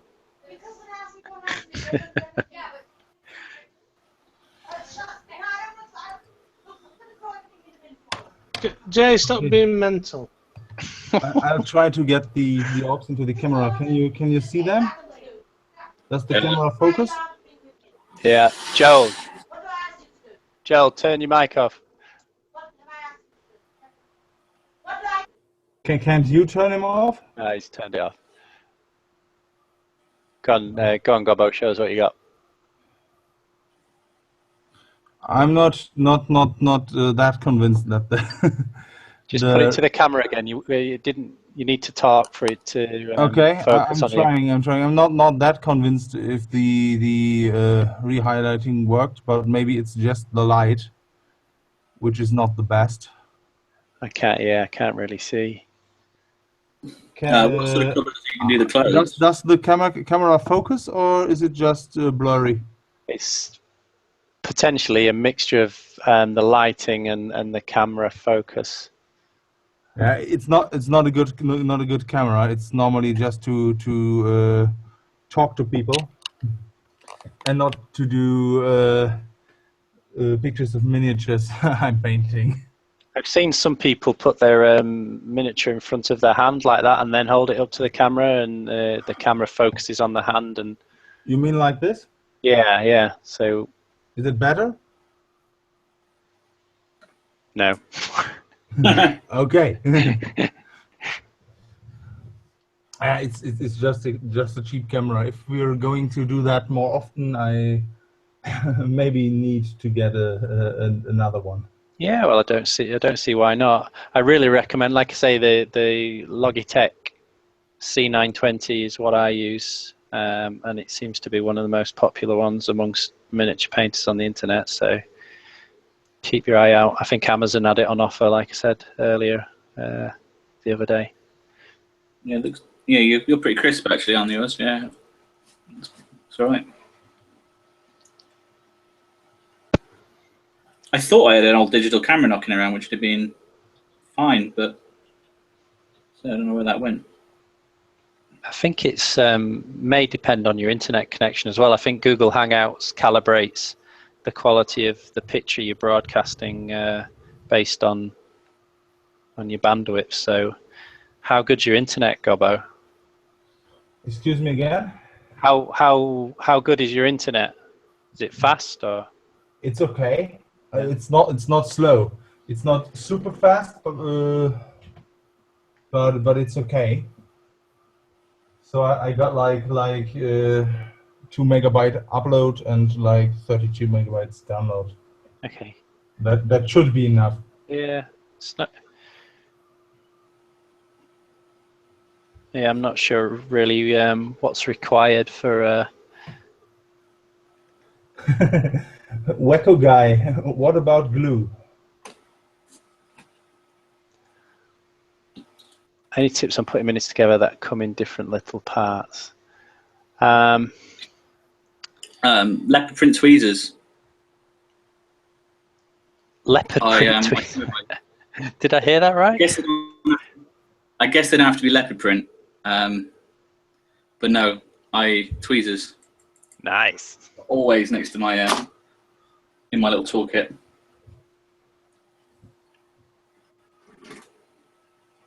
Yeah. And cocktail sticks.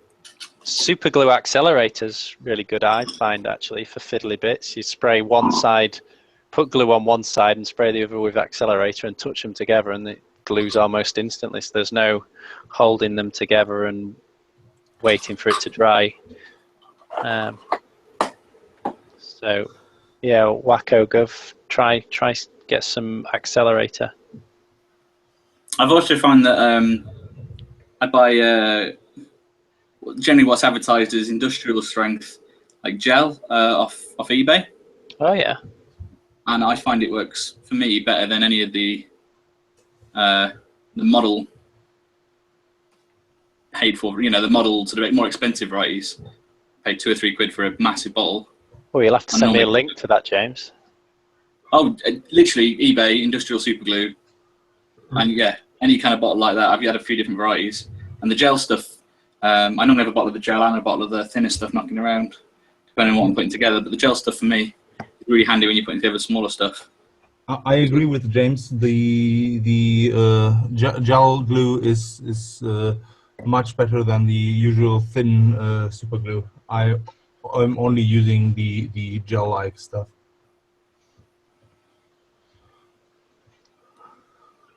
And my biggest model building tip ever is this. It's I got it off Amazon. It's a Tamiya handy drill, and I've got it with a 1mm drill bit at the moment, but I've got some 0.5s for it as well. And I've got I've crippled myself over the years. I can't touch. I've given myself arthritis in this hand from years of conversions and drilling. That's what I'm blaming anyway. So this for me makes stuff like I don't know if anyone else has put together one of those spiders from the first Kickstarter. No.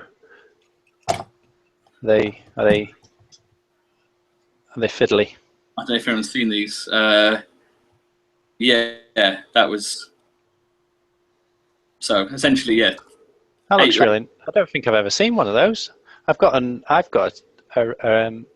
Arcworlde arachnid, but it's. Well, it's yeah, not... the second version. I think that's because most people just threw these at a wall or something, trying to get all the legs attached. All right. Because all the legs were separate, so that's a hole per leg, and yeah, a hole per leg in the body as well. Which I think I'd have used an old pin vise. Looks like the effort was worth it, though. It looks like a really nice spider. That. No, it's a nice little model actually. I might, if there's any more ever available, I might try and grab a couple more of this one. This looks like a really great model. It looks from the point of view I got right now far better than the current one. I think the challenge with the model and the casting probably was the fiddliness of the legs. I mean, he's also if you see from the top, his legs are all touching just inside the rim of the base.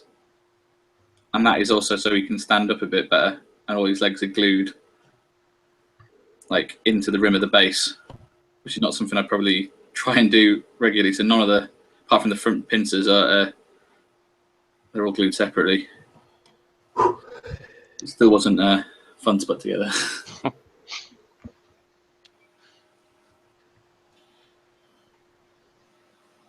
More fun than this, though. There you go. I don't think I've ever seen one of these put together either. What's that? That's the Griffling attack from the first Kickstarter. Oh no, I haven't seen one of those either. I didn't even know that existed. I didn't see that in Dagfin's collection, so he might get jealous right now watching this. Well, I picked this one up in the Gremlin Bazaar, Boglin Bazaar, because I didn't get one in the Kickstarter. But or maybe I just missed it and he already owns one. I don't know. I don't think I've ever seen another one built. I don't even know if I built it as intended. I've still not finished painting it, actually. Maybe I'll stick him over here and look at him again in a bit.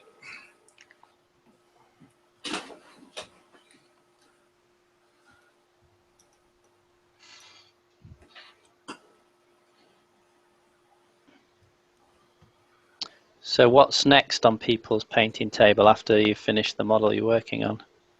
More Bayeux. More Bayeux. I got like this one, and this one, and this one, and this one, and this one, and some more up there, and a lot of boglins and swamp critters. And then I have elves and gremlins and stuff that is not Arcworlde, and I can keep painting till the end of next year without going out of supply, and there is there's still the Kickstarter coming. Yep. Can I've got some sheep. I still haven't even based. The wizard I haven't even based. I've got my second conversion that I was doing for a second Fire Lancer. Trying to change up the pose a bit. Cool. I'm not too keen on him. And then, as Gobbo says, I've probably got more bare metal or paint black undercoated models from, well, not hundreds, quite a few different manufacturers. I mean, where I'm sat at the moment, I don't know if you can see that. Oh yeah. That's my sort of. It's almost some of it's stuff that doesn't fit anywhere else, but some of it is also my kind of my to-do list. Is that some War Machine stuff in there? What was that big robot type thing? Yeah, he's War Machine Colossal. Some Trollblood stuff over here. Some of my own sculpts, some Games Workshop stuff over here. You sculpt? Yeah. I've seen your conversion stuff, but I didn't realise you... I don't know if you spotted this guy on the... hang on, I'll switch to my camera so I can see what I'm showing you. On the chat the other day. Oh yeah, I did, yeah. Need some Very rain. nice. Some of the rest of it finishing off. Yeah, I mean, I don't do any. I don't think I've never done anything that's been much good. I don't think I've ever done anything that I've finished painting, but I find it really relaxing. Actually, I just sort of find it nice to sit and do it when my dodgy hand lets me. Anyway, I'd love to be able to sculpt. I've given little bits a try, and I went on Alex's sculpting course that he did in Nottingham. But sometimes I don't even have the time to paint, let alone sculpt. I find I end up devoting time to one or the other, and then sort of neglect the other, which is, as you say, I don't quite have time for both.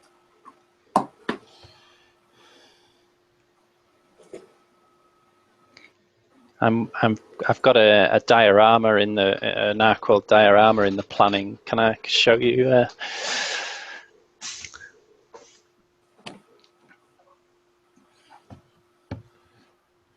So I've changed the Arcworlde giant. Let's see if I get this on camera. A little bit. I've given him a mohawk, and then I'm going to strap his tree trunk to his back, and I've changed the angle of his arm a little bit, and then his other arm is giving someone the finger. Well, he's going to be. I'm going to remove the bricks from his bottom of his foot, and he's going to be stamping down on a dragon's head and giving it the finger. Can you see that? You have a dragon's head going spare? Yeah. And then behind, on a cliff, jumping behind the giant. So the giant's crushing the dragon's neck with his foot, and then behind I've converted this mounting. Let me get this on camera. The mounting troll. So I've bent his legs backwards a bit, so he's going to be leaping off a cliff behind the giant to smack him on the head with the rock he's got over his head. That's the plan, anyway. That sounds like a great diorama. Let's have a look at the back of that mountain troll again. I don't think I've seen the back.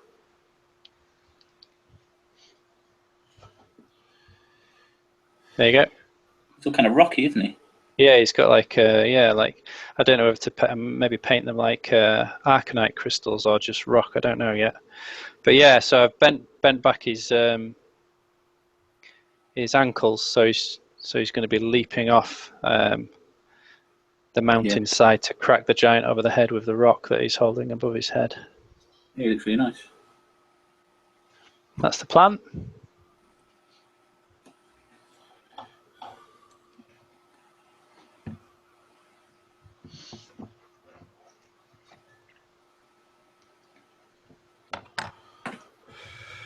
I've never actually. I don't think I've ever really painted anything just for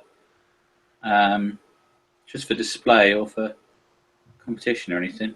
Yeah. I've only just recently got into buying models just for the, just to own them.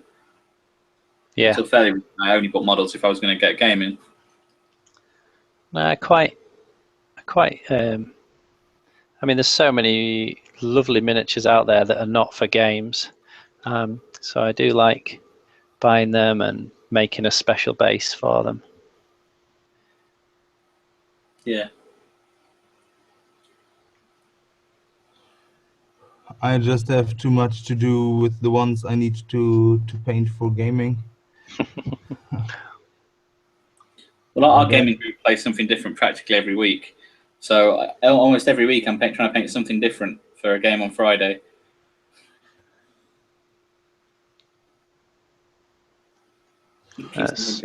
Some people are saying some nice things about my idea for the diorama. Thanks, Jacko, and thanks, Dagfin.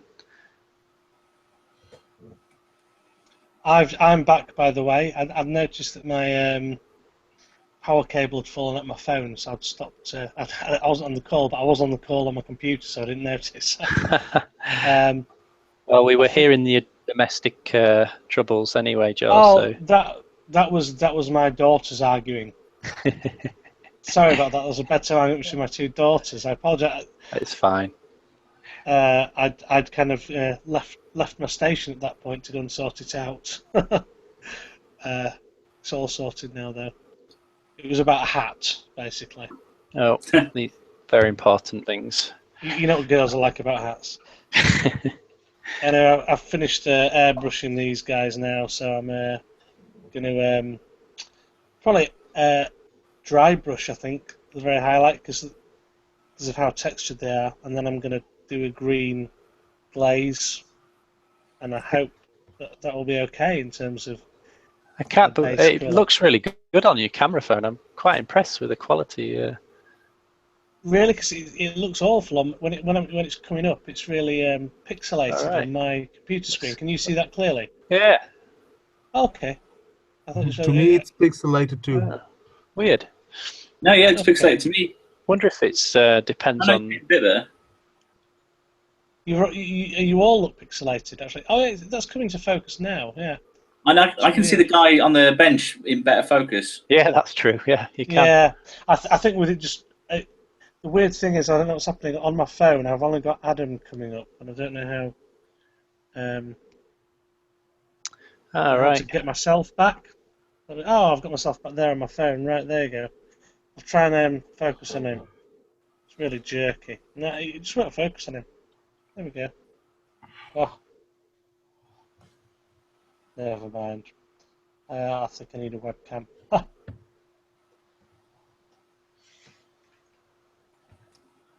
It looks great on my phone, but just not on when it streams. Maybe it's something to do with the bandwidth of Hangouts. Yeah, I think that is what. I think Google, the app itself, I think adjusts the quality of your broadcast based on your bandwidth. So it doesn't matter how good your camera is if your internet's struggling. I think the Google app restricts it. Well, I've got 100 megabytes a second, so we'll see. I don't know. But they always say that, don't they? It's always that'll be your download speed. It might not be your upload speed, though. Ah, okay. I think it's 20 megabytes per upload. No, it should be. Speed. If it's like 20, it's not your upload speed. Most probably. I'm going to check it now, my speed check, to see what it is.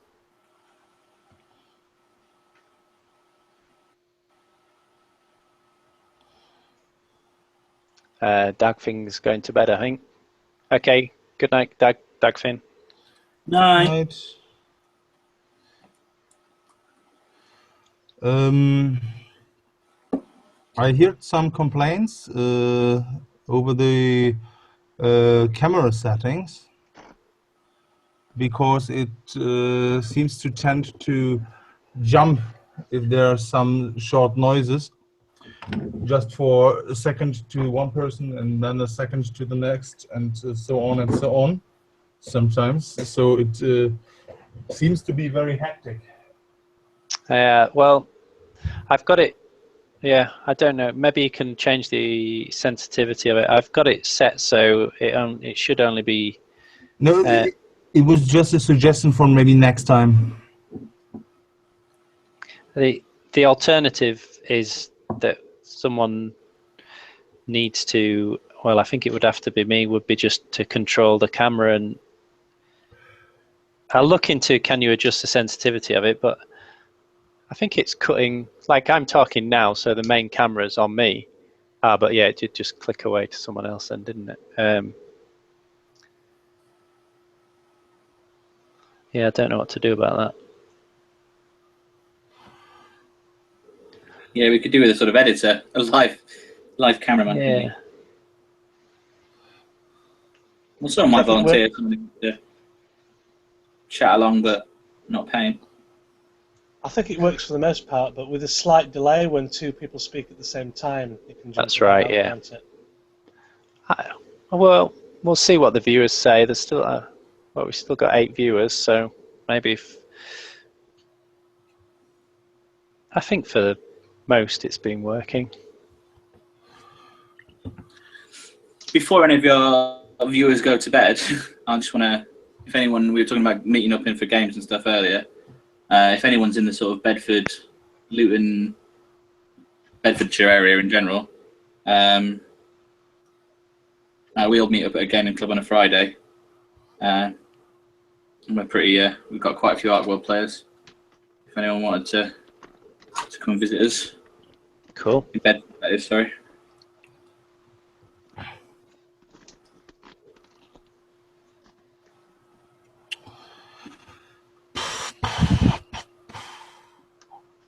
Do we have a map? Do we have a player map? Can't think of. I think back in the day I did make one, but it'll be buried in Facebook where I will try and dig it out from my. I think I made it a Google map, so it would be in my Google account somewhere. Maybe resurrect it and encourage people to put their names on it. Depending on how old it is, it might be smart to just do a new one. Yeah.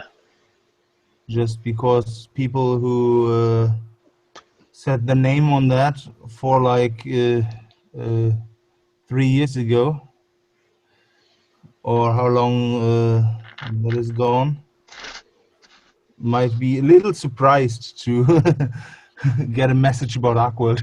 Good point.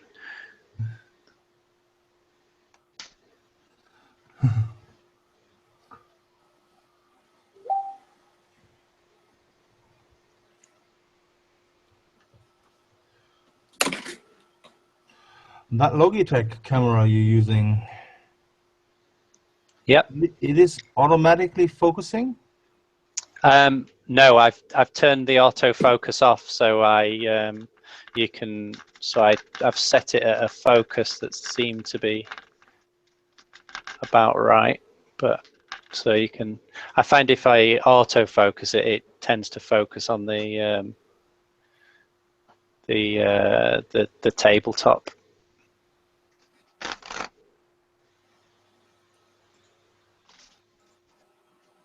Okay, that's not what you want. No. So I'm playing around with it. Well, that's totally out of focus. I'm just playing around with it, so I can manually choose the focus. So it's a lot superior to mine. I can't change anything in the focus. It just focuses.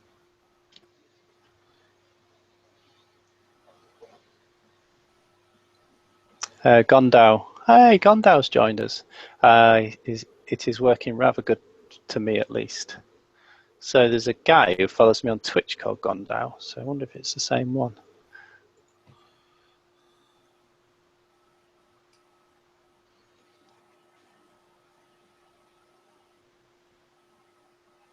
Oh, you'll be proud of me, Adam. I've been brave with my highlights, and it's working. Maybe too well.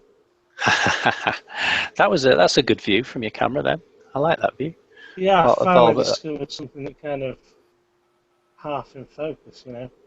It looks quite good with all the Chaos Warriors peering down on the halflings. Ready to yes, chop them up.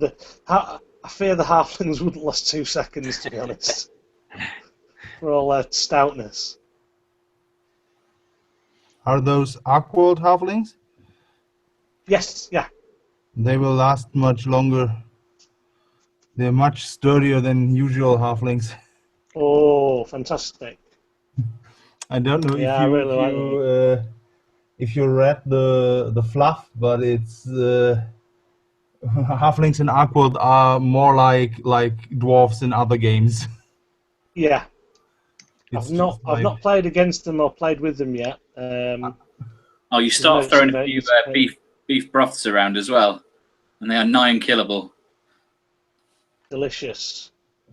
My favorite detail about Arcworlde halflings is they have these iron wool sheeps, of which wool you are able to knit chainmail. I think that says everything you need to know about halflings. Oh, it's the same Gondau. Hello, Gondau. I can't imagine their meat's very tender if their wool's. I was going to say, mutton stew must take a few days. I don't know if they keep them for the meat.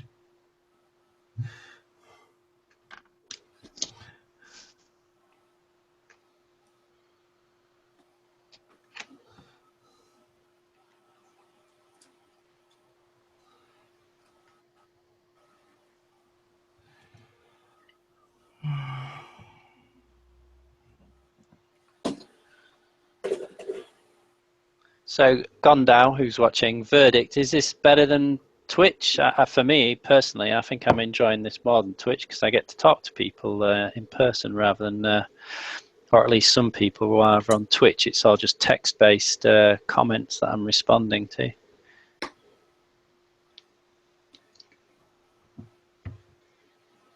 The questions are good. I like that. I think hearing how you guys do things differently and what you Yeah.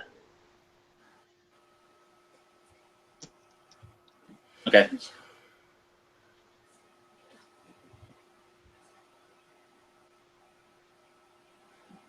I think I'm going to have to sign off in a short while. Yeah, I think I'm going to wrap it up soon.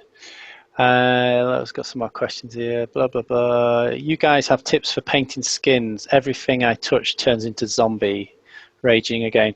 Well, my tip would be I cheat, which is what I do. So Foundry do, I think it's six paints. It's called the Expert Flesh palette, and you get 6 paints all the way from, it starts at A, which is your darkest shade, although I do add some dark reds and sometimes black to that, through to all the way up to F, which is your highest highlight. And again, sometimes I add a bit of white to that, and it has all the shades in between as well. So I take it you can kind of pick a part of the spectrum from that, or do you use them all? Well, yes, I guess good question. Yeah, you can. I for a Caucasian skin, I just use them all. So you start with the dark. Well, I start with the mid-tone and then work towards the shade in the shades, and then go back to the mid-tone and head up to the highlights for the highlights. But yeah, I suppose with if you wanted to, although they do other. I've got the African skin tone somewhere as well. But I suppose, like you said, I Joe, could do that. Every time I've tried to paint black skin, it's been a disaster. I've had trouble. I find using a brown wash, I find it if like a ready brown one I'd use for like wood, rather than normal skin tones and stuff on like I can't say any words on the sort of base sort of skin tones. Yeah, that's helped me before. And sort of I've African Flesh 126 is the palette. African Flesh, if you buy Foundry, it's quite good. But no, So you get, like I said, you get 3 paints in that one. My skin recipe at the moment is the P3 again. It's the Idrian Flesh, worked up to the Midland Flesh, with the Rin Flesh for highlights, and they all go quite nicely together. And I use if everything's looking a bit too zombie, Games Workshop's Reichland Flesh Shade. I use that. Using Reichland too, but I'm using a different method. I have some. I don't know what it's called. It's just a bone or beige-like color, which is very, very, very light, and I'll just use that for the whole face, and then wash it multiple times with Reichland Flash, and stop if I'm happy with the result. That works quite well because the highlights tend to stay very highlight. Yeah. Sounds. I've done similar. I painted Nurgle, and I did similar with that, but with obviously green rather than the flesh, and got quite nice. That's the first time I tried that, sort of going from the really light, working up. Best thing about I did this that with session, while we are talking about skin tones, the green is working out very well. Good.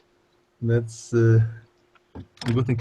Oh yeah, talking about skin tones, start with the dark green, then black shade or wash, and then highlight it back up.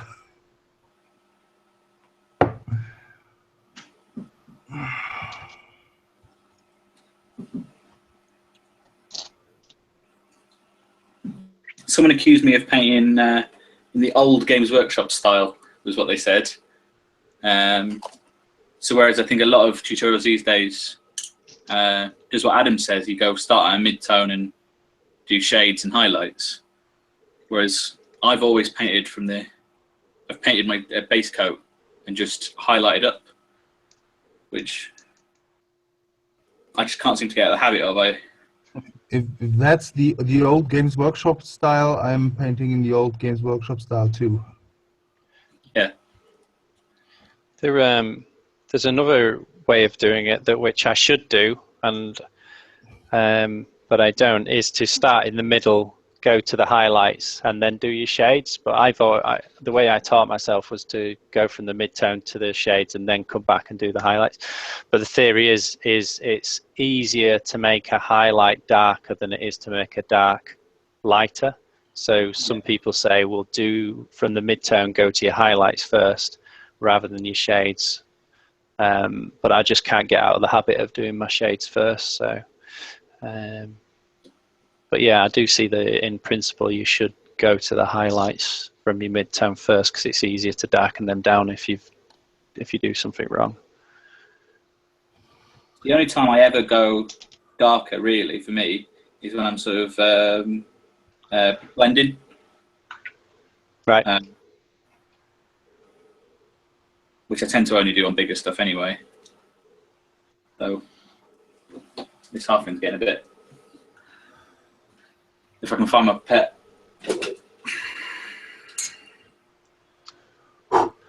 Gondo says that compared to Twitch, this is a bit more action, so it will take getting used to, but also there's more people to ask, so that's a good thing.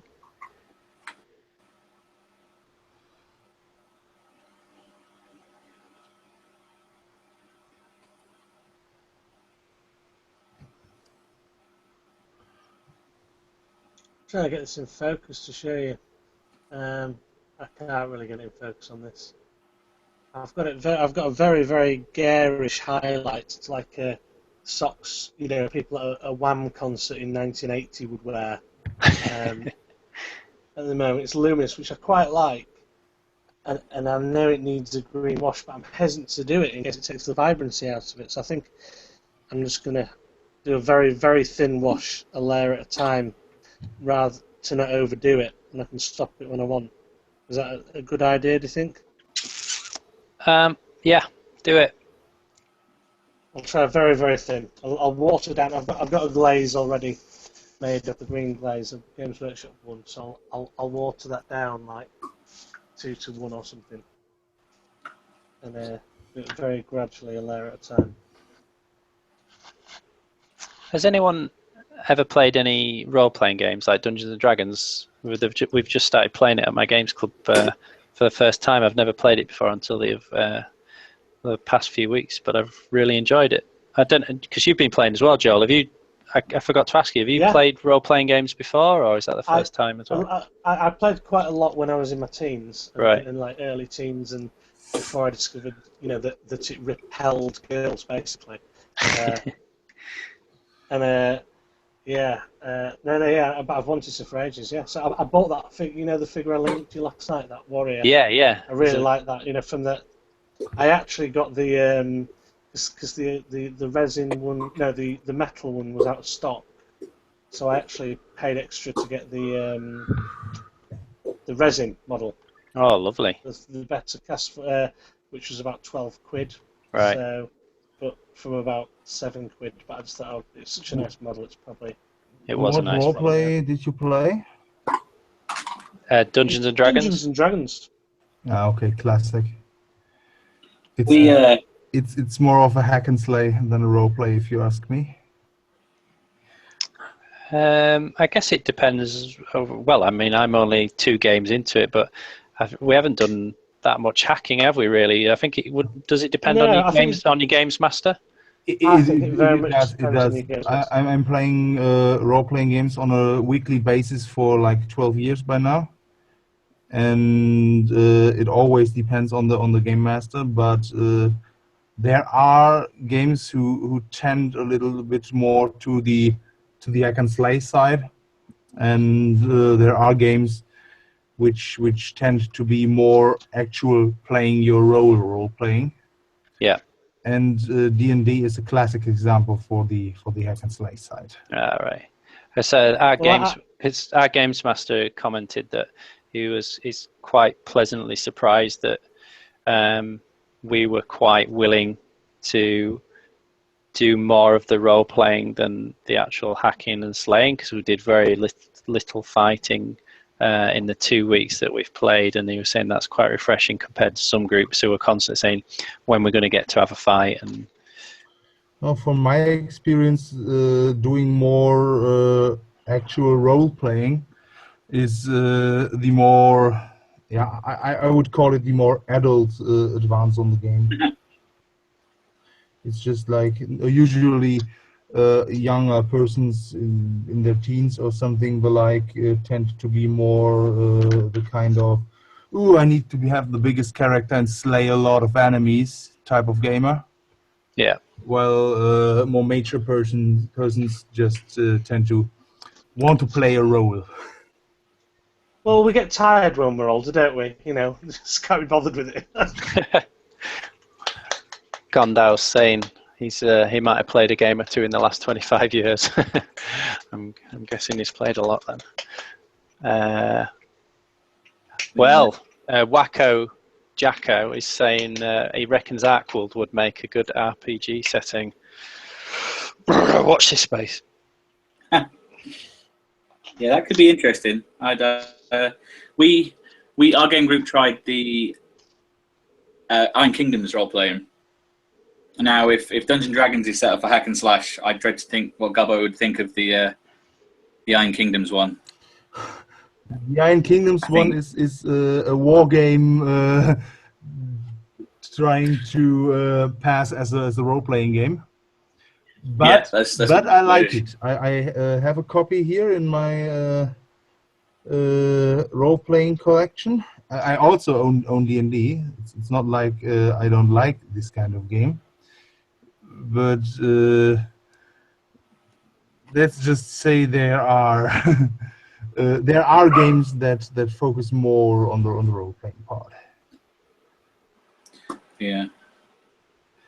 But the Iron Kingdoms one is a real good. I don't know the English word. It fits very well to its origin in the war game and makes a great role-playing game besides of that point. Yeah, that's more or less how we treat it. It's part of an ongoing campaign. And obviously, it has a really, really cool background and world to play in. Because everyone likes steam-powered robots.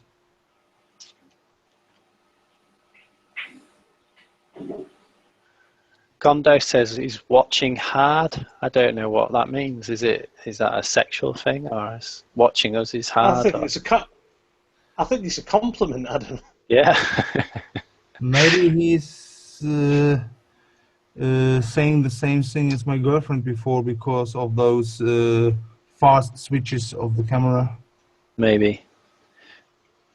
I think it's probably a reference to you said that watch this space, the role-playing game. Ah. He says he agrees with you, Gobbo, though, on regarding. I'm presuming he means regarding Dungeons and Dragons. Even I need to be right sometimes. I'm not having it. Don't encourage Gobbo who's ever right. Oh, come on. It needs to be my turn sometimes.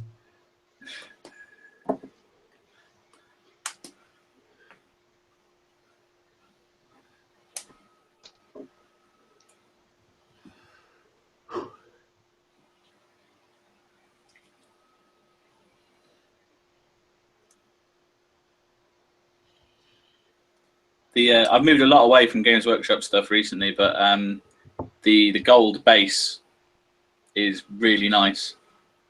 That Big spray fan. paint for the Sigmarines. But you know the bottle version's really good, got really good coverage.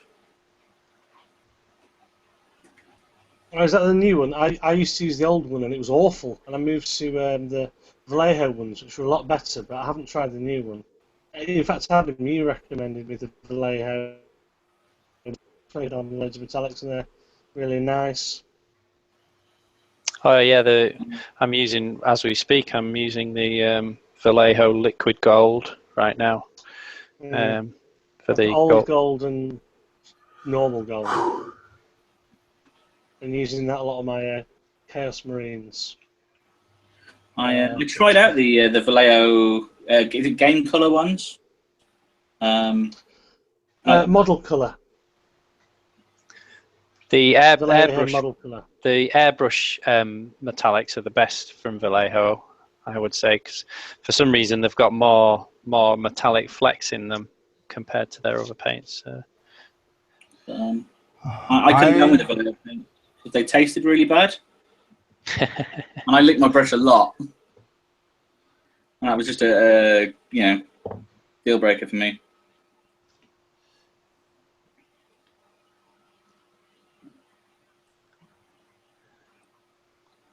There's some rumours going around that the blue was really bad for you. I don't know if they've changed the formula or if it wasn't true from Vallejo. Blue is what? Sorry. One of the blue paints from Vallejo, there used to be a rumour going around that you shouldn't lick your brush using one of their blue paints, and I can't remember which one it was, but I don't know if it was true. It's like Maybe blue Smarties, isn't it? Yeah.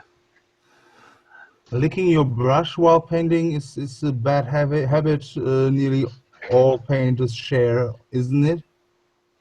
I do it. That's why I keep a second brush behind my ear for blending.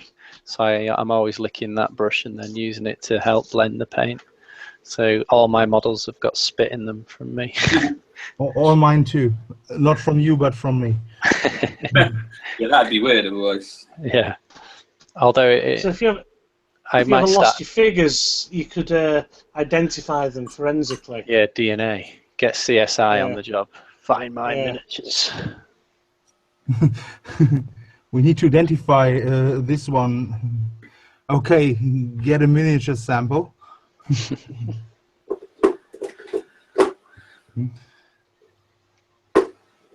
One massive tip I found for painting old metal, especially sort of armor. I've started highlighting my dark silvers up from bronze, the old tin bits. Oh yeah. I saw it on some sort of random blog, and now it's my go-to thing for anything sort of armor like shaded. That's a good tip. Right, Could you repeat that? I just heard only half of it.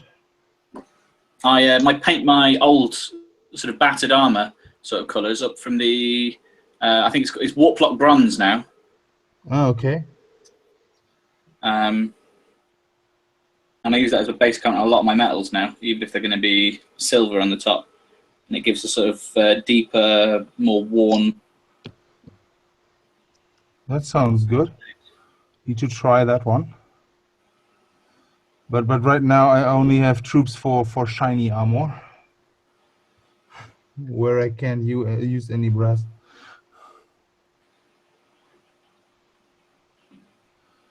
Okay. So I got the first highlight in, and I'm done for today. Because before I decide how bright I get the next highlight, I need to see those orcs in daylight. Okay. Well, should we paint till 11 and then call it a night? So another 20 minutes. I think I'm going to go now because I've literally just finished my second glaze, and I think that's it. And I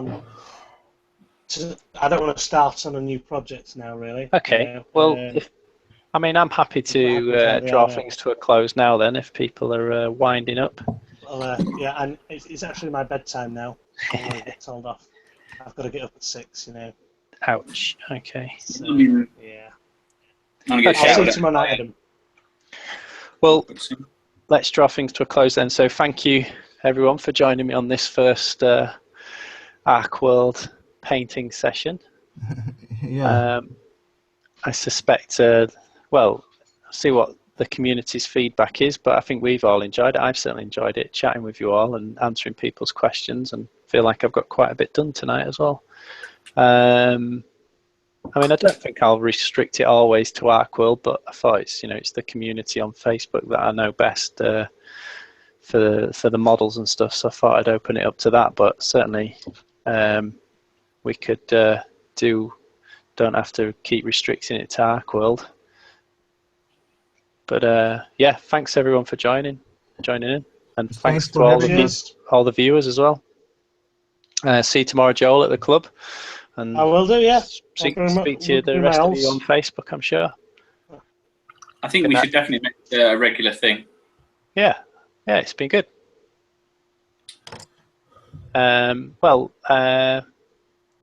Maybe this time next week I'll see what my schedule's like and put some up on the Facebook group again.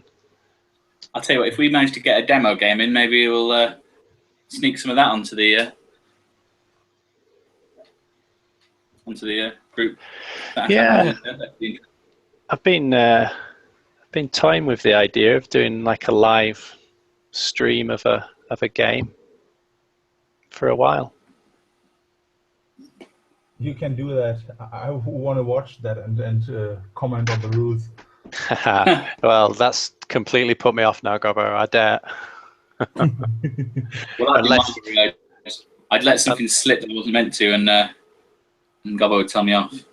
Yeah, me too. Well, I'd probably get a rule wrong, and I feel really bad in front of Gobbo. I'm not that bad. It'd be good. You could be like the referee, though. As long as I can hear you, you'd have to join in and online, and you can be like the oracle. Yeah, of course. I would love to play some games with you, but I'm too far away, and most of you won't use online tools to play me. Well, if there's a Vassal, I would always give it a go. I've played some games in Vassal. Yeah, let's talk about that later. Okay. Right. Good night, everyone. I'm going to press stop. Night. No, guys. Good night.